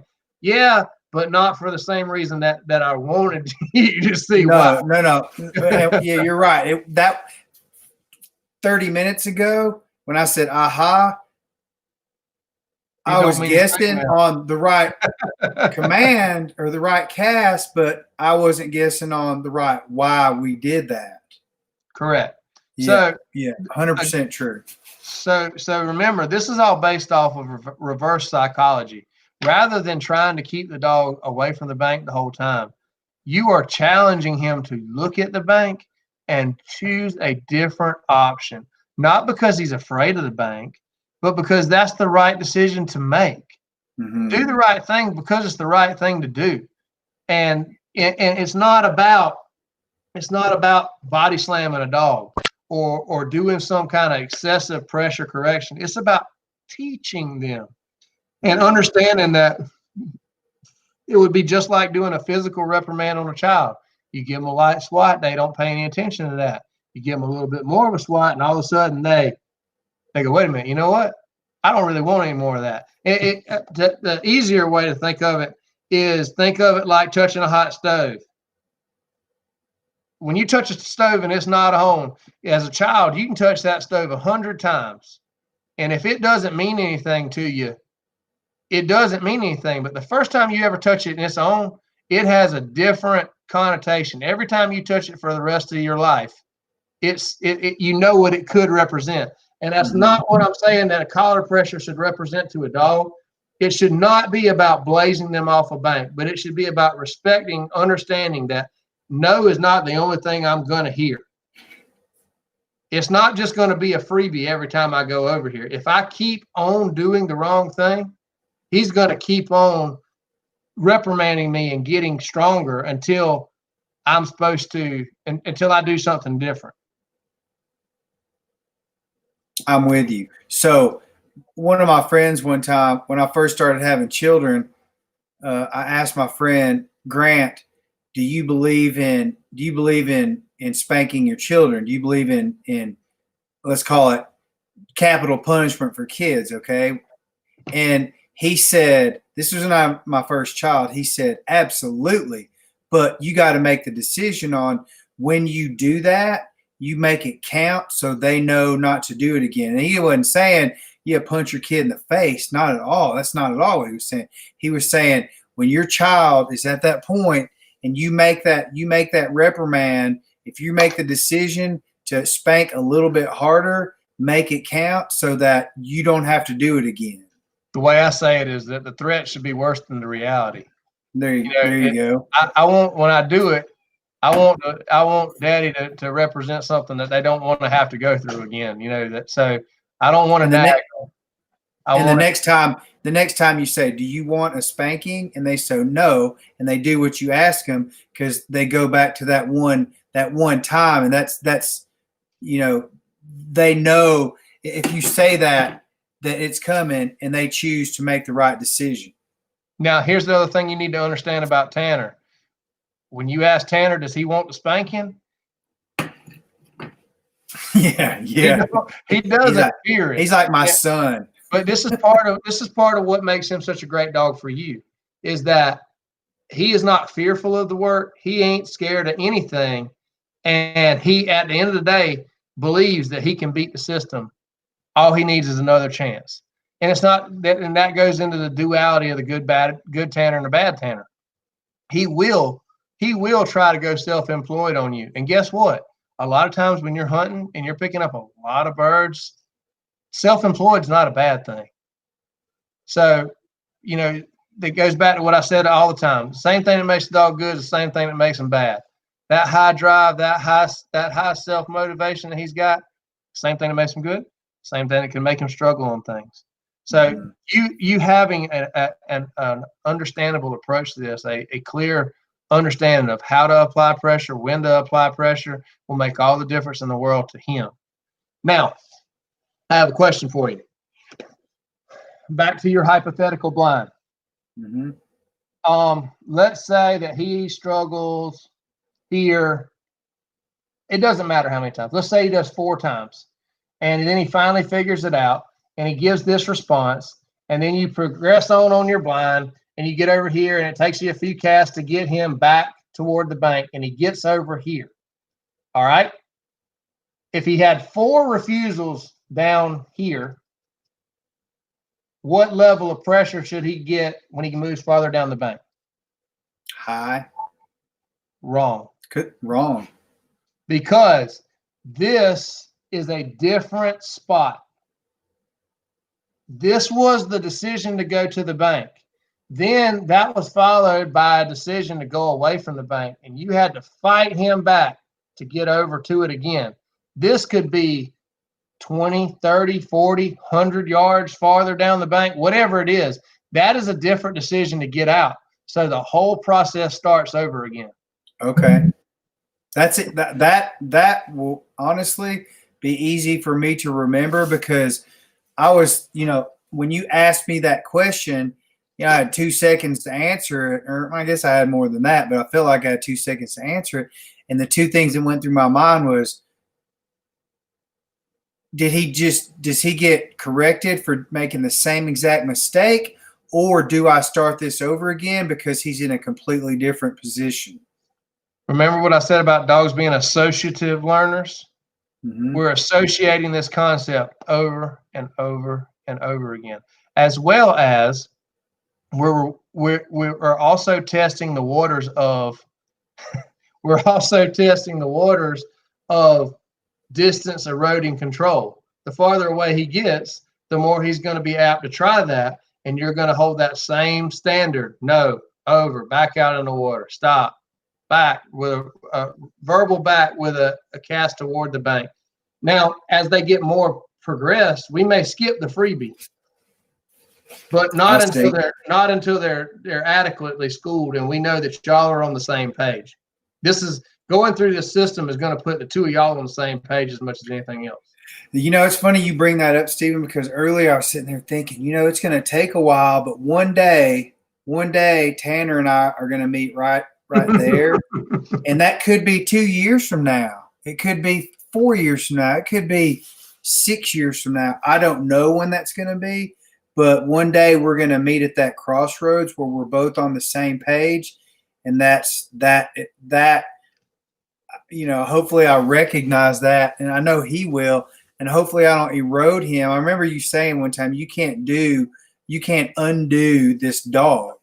And I'll be honest with you, Stephen, I hope everyone listens to this, not just my question or my comment, but your response to it. And that is, sometimes I feel when I'm out there doing this, sometimes I feel like I feel sorry for my dog, because I'm confusing him, and he already knows if you were out here or one of your trainers were out here working with him, this would go much smoother, obviously, for the obvious reasons. But I feel sorry for Tanner because I feel like I'm confusing him, and it's not his fault, it's mine. Well, that goes again to the journey of the whole deal and experiencing your dog together. And the only way you're going to learn is by experimentation and putting yourself in those positions. If you continually avoid them your whole life, you're not going to get the maximum out of either one of you. And that's what I meant about you can't break him. He is conditioned that even if it's not clear, just keep working, just keep modifying your behavior, and it's going to become more clear. When you're stuck in gray, if you just keep working with me, you're going to pop out the other end. It's the process. It's learning through the process, and you can see here's the side of it you don't realize, or maybe you just haven't grasped yet. A lot of times when you're confused, Tanner's not.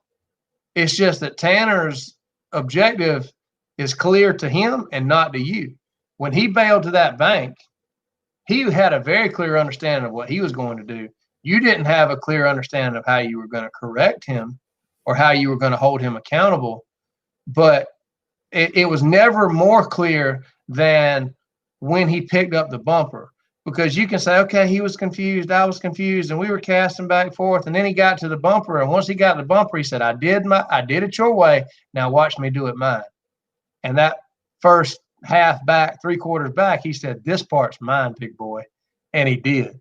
Mm-hmm. So that's not confusion. That's Tanner saying, you got yours, let me get mine. So I have heard professional trainers, and this goes back 15 years or more, maybe 20 years, say the same thing. When you train a dog, a gun dog, and it goes to the owner, back to the owner during hunting season, when you get him back in the late winter or early spring, I've heard it said so many times. I've never heard you say it yet, but I think this is where, I finally understand something, a concept that these professional trainers have said, and that is they when they go back to their owner during hunting season, they always come back wild.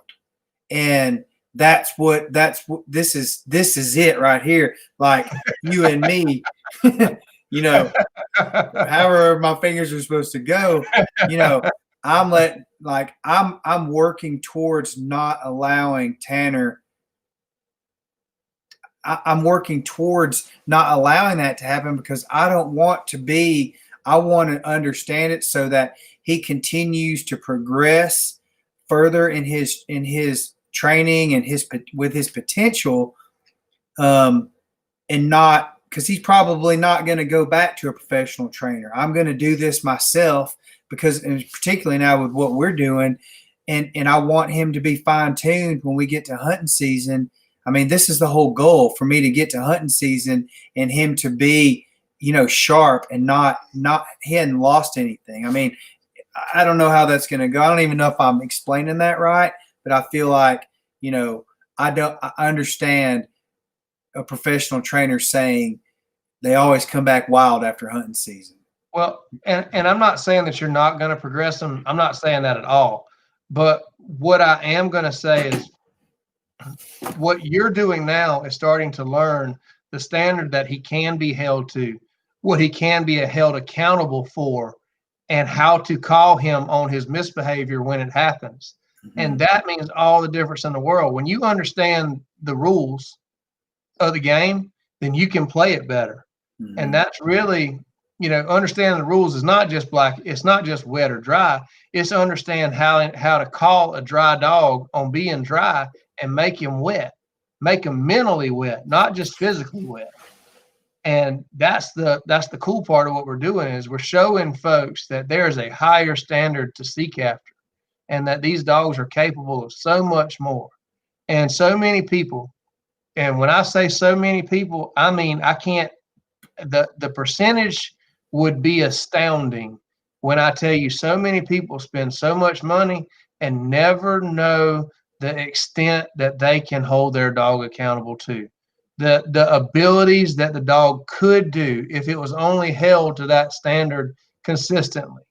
Because one of the jokes that we have at the kennel is the best the dog ever is the day it leaves the kennel. Mm-hmm. That's what I was getting at right there, because that dog might spend the rest of his life picking up hand-thrown bumpers in a pond from the same spot, outside of hunting season. It doesn't go anywhere after that. Like you said, that dog's best moment in life is the day he leaves the kennel, because it degrades from there. I totally get that, and I get that because we're doing what we're doing. And that's what's so cool, because every once in a while we get the owner that comes along that's just like you, that says, hey, I want, I have a passion for this, and you have to have a passion. This is not something that you're just on. You're not going to have a casual interest in dogs, and you can have a dog professionally trained, have a casual interest in dog, and have a show enough, go get them, bad behind hunting dog. It's not like we're saying that you cannot have, that the money you spend is not worth it, but you can gain so much more if you seek it, if you want it.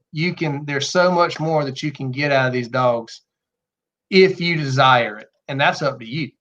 Mm-hmm. I can see why it's so addicting, because this isn't about having a badass dog. I mean, it is, but it really isn't. This is about the journey and the learning process, and getting to the point to where you understand your dog or a dog or the dogs or dogs, whatever it is. You understand them well enough to teach them. I mean, it's a fascinating. And it's really, really fascinating, Stephen. I mean, now I know why it's so addicting, and if you look at it properly, it's not about your ego and what you can do. It's about training your dog and getting the fullest potential that you possibly can out of your dog, but you can't until you understand it. All right. Now that you have had your Zen moment and you learned so much, let's look at the next clip. Okay. And that would be this one. That's the one where he jumped left going down the bank, and you stopped him and recalled him. Yeah. I'm trying to make sure I get it's the one where there's a culvert, right? Yes, to your left. Let me get this straight. I'm going to say goodbye to you for 3 seconds.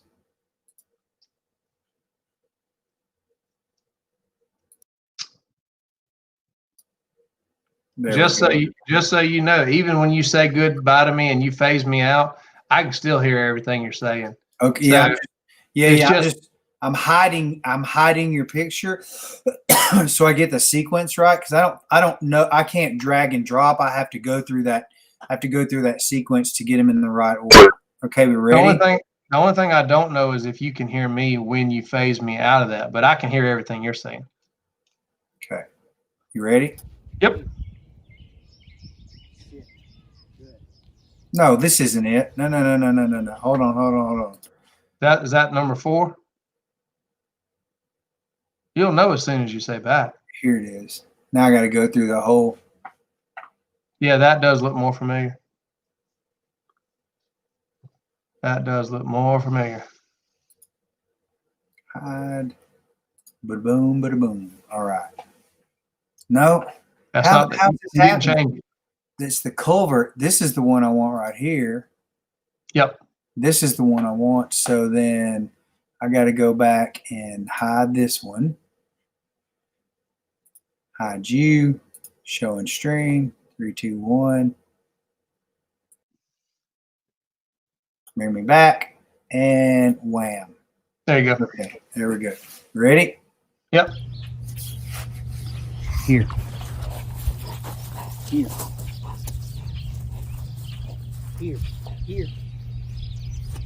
This is where you're less comfortable, because the shore's on your left now, and you got a one-sided dog, and you're saying, I can't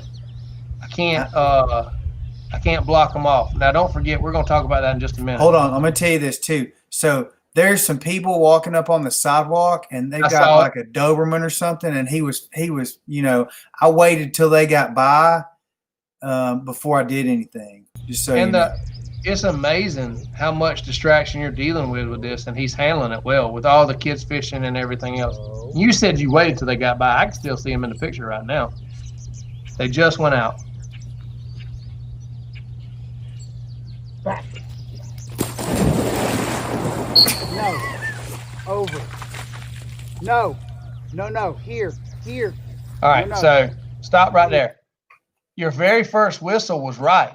You whistled, you gave a no, and you cast. But go back, roll it back to the very beginning, and I want you to watch how you cast. Okay. This is going to lead us to another conversation that we can't have for a couple of weeks because you got so much coming up. But this goes into how you cast. There's a difference between comprehension and compliance.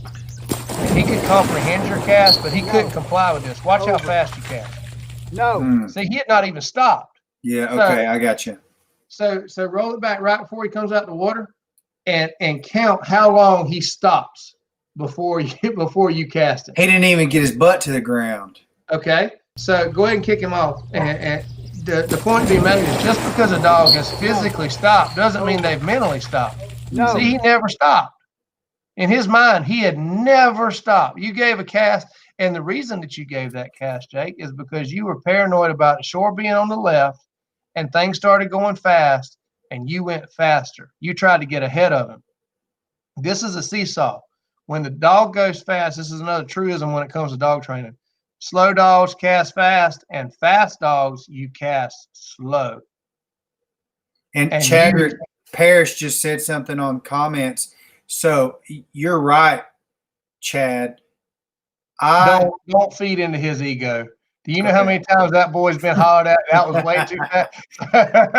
Okay, but what I'm saying is that I honestly right there, I didn't know if I should apply swim by or run a blind. So I didn't know if I was supposed to go no over, and then that goes back to the lesson that you taught me last week during swim by was give them a firm no, give them a second, and then over. So it's no over instead of, and I got confused. I really did.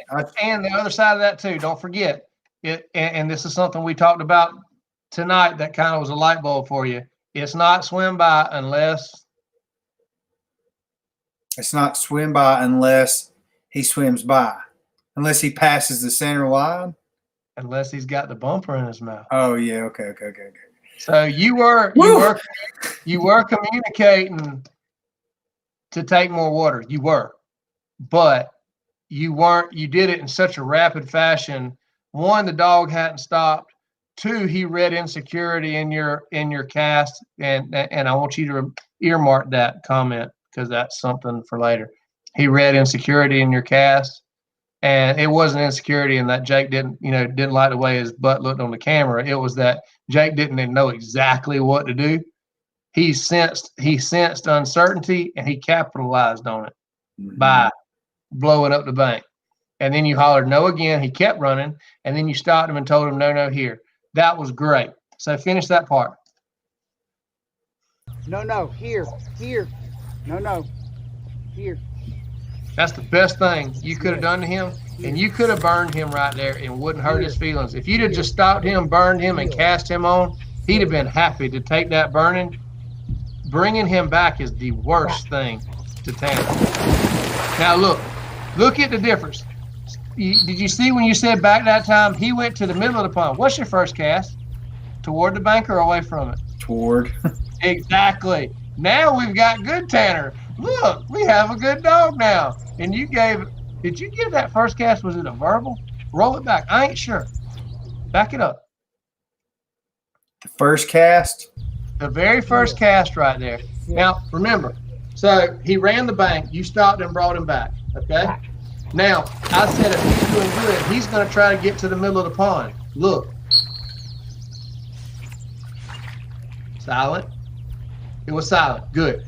So I wouldn't have used a verbal cast, but it would have been so cool if you give that verbal. Right here, if you stopped him and gave him a hard verbal, he should at very minimum go 180 degrees, if not a little bit more than that. You know why I didn't give him a verbal? Honestly, I mean, this is teaching and learning, right? The reason I didn't is because I was scared if I gave him a verbal, he's going to go right up there to that bank and get on the bank, and then I wouldn't know what to do again.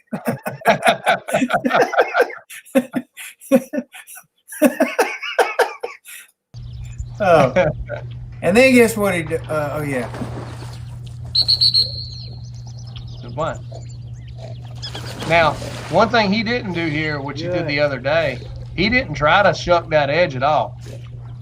You know why? I mean, can I say, do I know why? Because I remember we were talking about paying attention and being ready to do something and anticipating what he might do.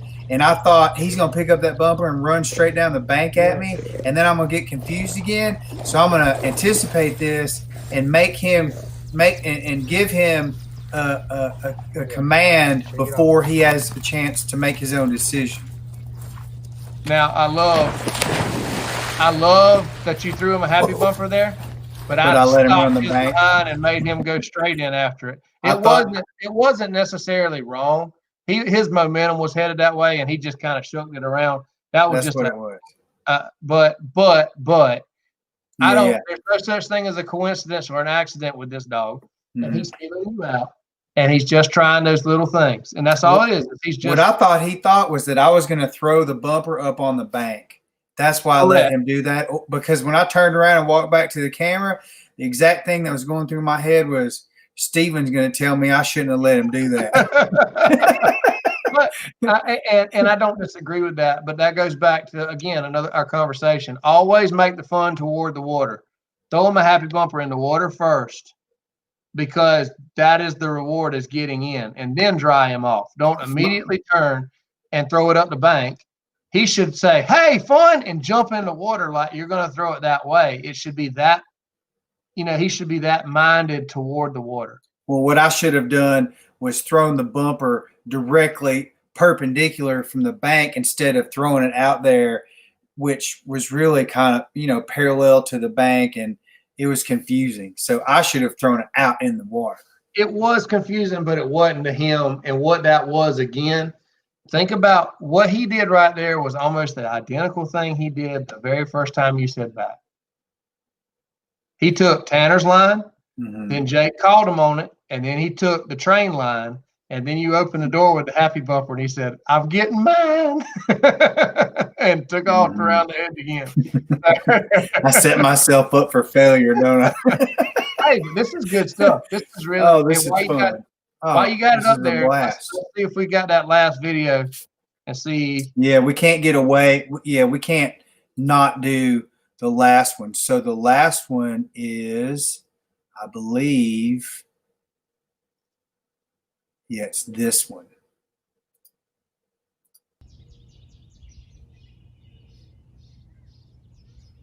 Just leave it right there. That's Okay. It'll be bigger if I do it the other way. Hang on.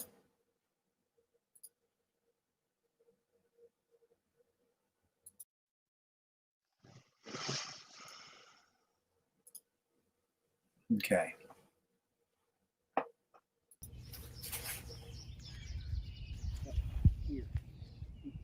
I applaud you. And most of your blinds was the shoreline on the left.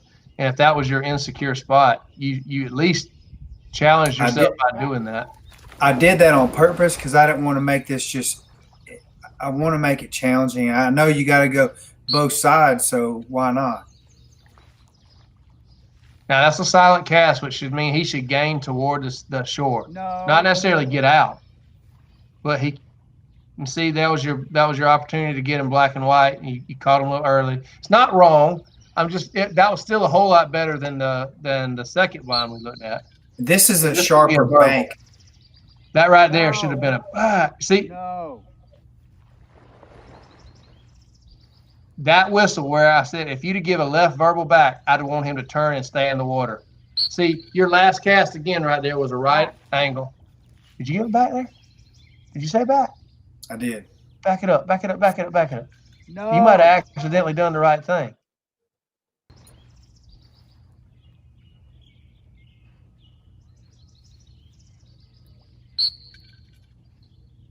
Back. That was great. Now, he looks like he's taking the cast. And it's, No. so the next thing you do, so Oh. where's the blind? Oh, it's over. It's a little bit further down on that point. He was Okay. about 25 yards from it. So back. Now, you gave it behind your cast, No. but that was, No. see, you're almost doing it. You didn't know what you were supposed to do, but you're almost doing it. Well, I mean, this being the fourth time to do it in the same, basically I walked around the pond, right? Just getting different angles because I didn't want to start running pattern blinds. I want it to be different every time. So, I mean, I felt better. I felt a little bit better each time, even though I really didn't have any instruction on what I was doing right or wrong. Now, imagine how good this is going to be when you actually are confident in what you're doing. And like I said, the only thing you did consistently wrong was you caught him in that gray area and didn't let him go ahead and get up there and then get the straight over out into the water and then that verbal into the bank. You actually started doing it on accident. You didn't know, but I mean, and that's just so cool. You know, do you know where I learned this? Do you know who taught me this? Who? The dogs. 100% me beating my head on the wall. I mean, I've never read this in a book. I've never seen this drill or this application ever seen anywhere else. And I'm not saying people don't do it. I don't know. I don't know. But this is, you know, me running blinds with dogs for years and years and years and watching them struggle and me going, how can I make this clear to them? How can I get them to see things? And it was knowing that dogs think in rotation. That right there was way better. Happy going for dogs think in rotation. Dogs are looking, you know, the way that all these things that I'm doing in my basics and my transition should be shaping these dogs to choose water before land, and then me bring them from the center of the pond to the edge. I mean, it's a process. This is a process of over a decade that you know, the dogs and I have worked on this together. And the greatest teachers in this sport have 4 legs than 2. I say that all the time. If you pay attention to the dogs will tell you when you do it right. And that doesn't mean they won't challenge you, but they will tell you when you do it right.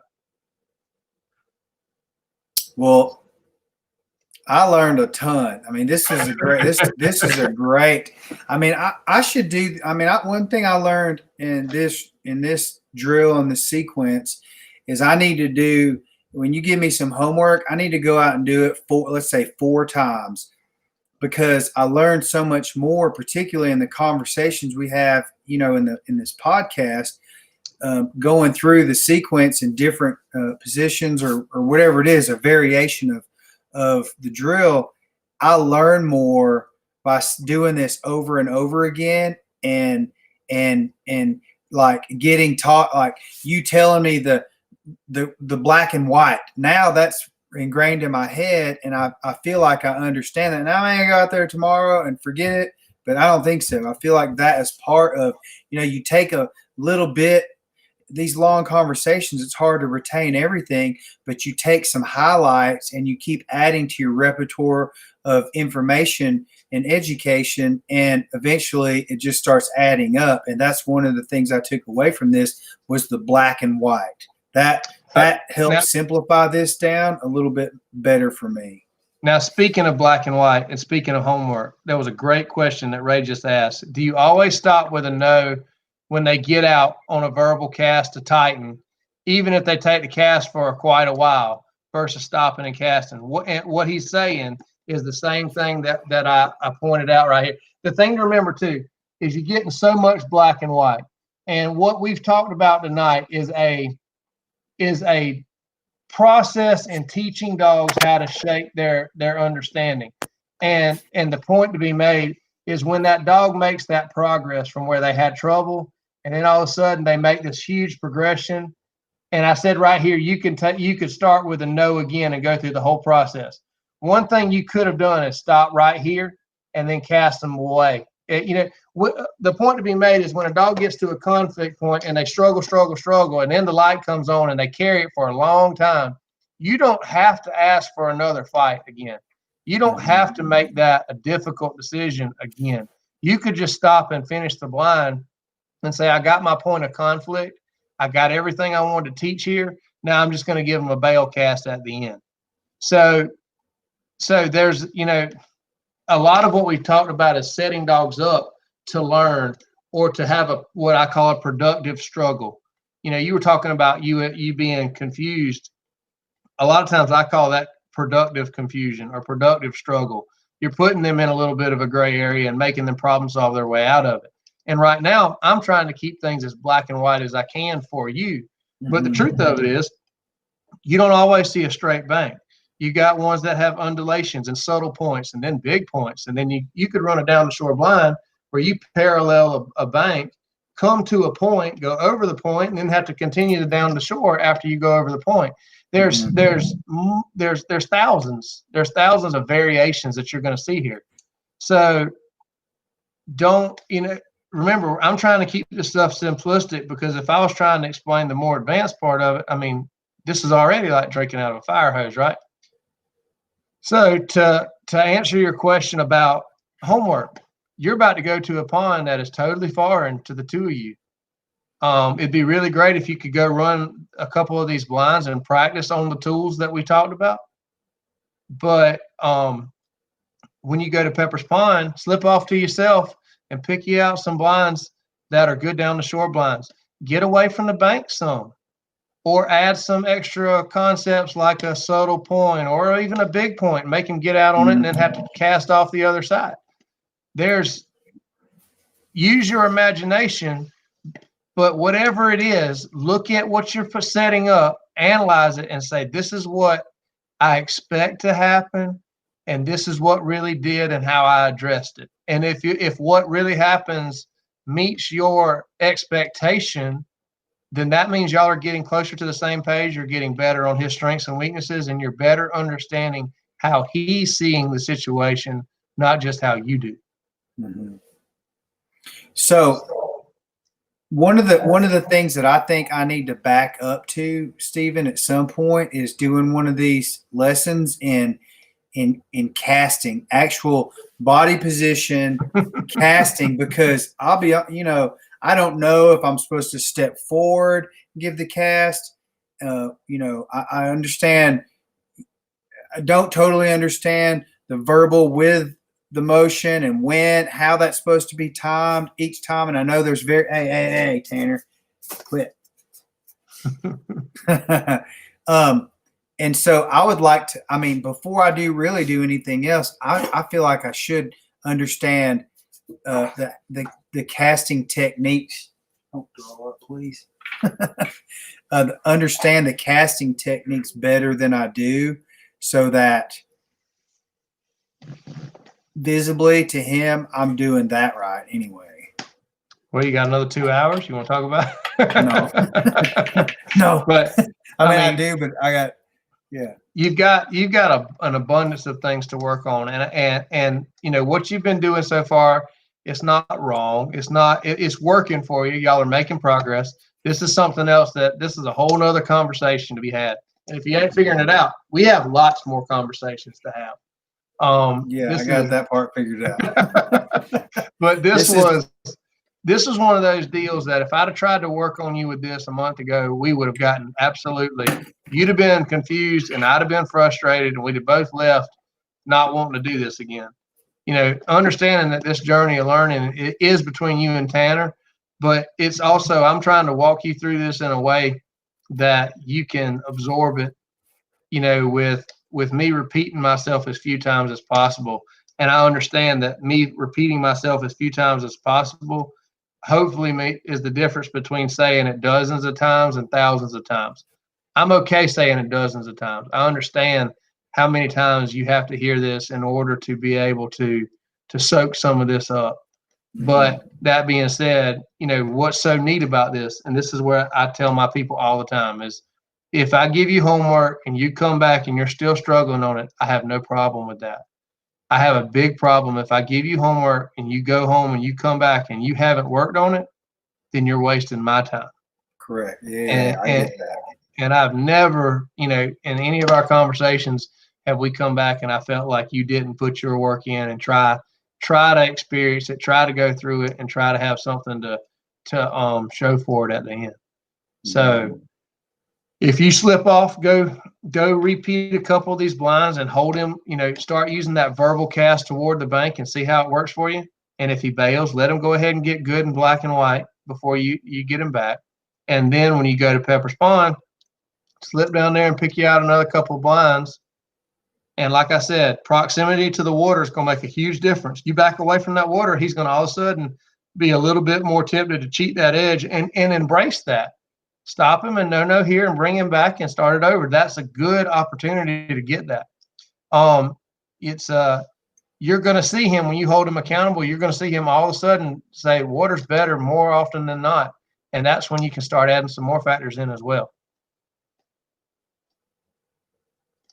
Got it.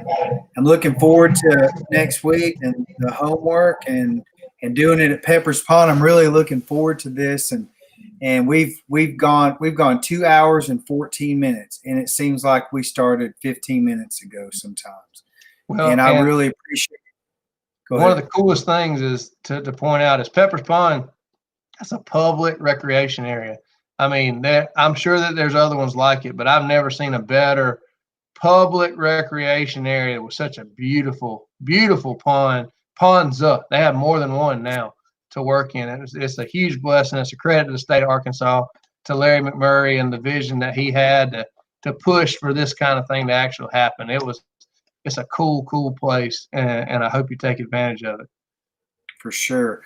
Stephen, as usual, thank you so much.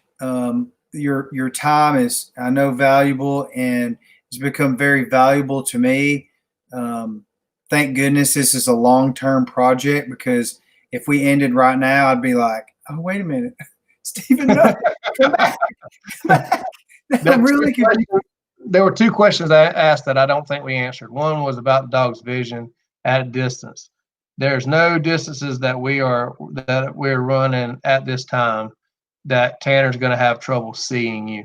The acuteness of his vision is plenty adequate. There's a lot of arguments being made about how good dogs actually see. And the truth of it is, if I take my contacts out, they see way better than I do. And I think that's part of the selective breeding. We have inherently bred dogs with better vision than just the average dog. And to answer Chad's question, is it possible to run too many down the shore blinds?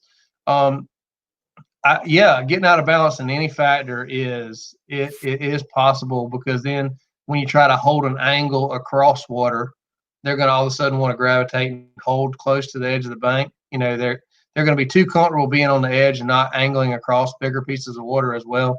That being said, it would take a large amount of down shore blinds to overcome the weightedness of a dog's mind towards the bank. So whenever you think as an amateur, I'm running too many down the shore blinds, odds are you're not. Would it be healthy to say, you do this and then you go move on to something else, and then maybe if he starts getting loose somewhere along the shore, you come back to it and do it again? Absolutely. Well, yeah. I mean, this is something you revisit for their whole life. This is a skill that you practice. It's like saying, "Hey, I got good at shooting 3-pointers this week. Maybe I'll come back and do it, once a week." No, not if you want to keep it sharp. This is one of the tools that you hold in your pocket, and you refine it as much as possible, because it will be something that comes up. If you compete, you will see this a lot, no matter what venue you choose, whether it be HRC, AKC hunt test, or AKC field trials. They're going to have down shore concepts in their blinds. Mm-hmm.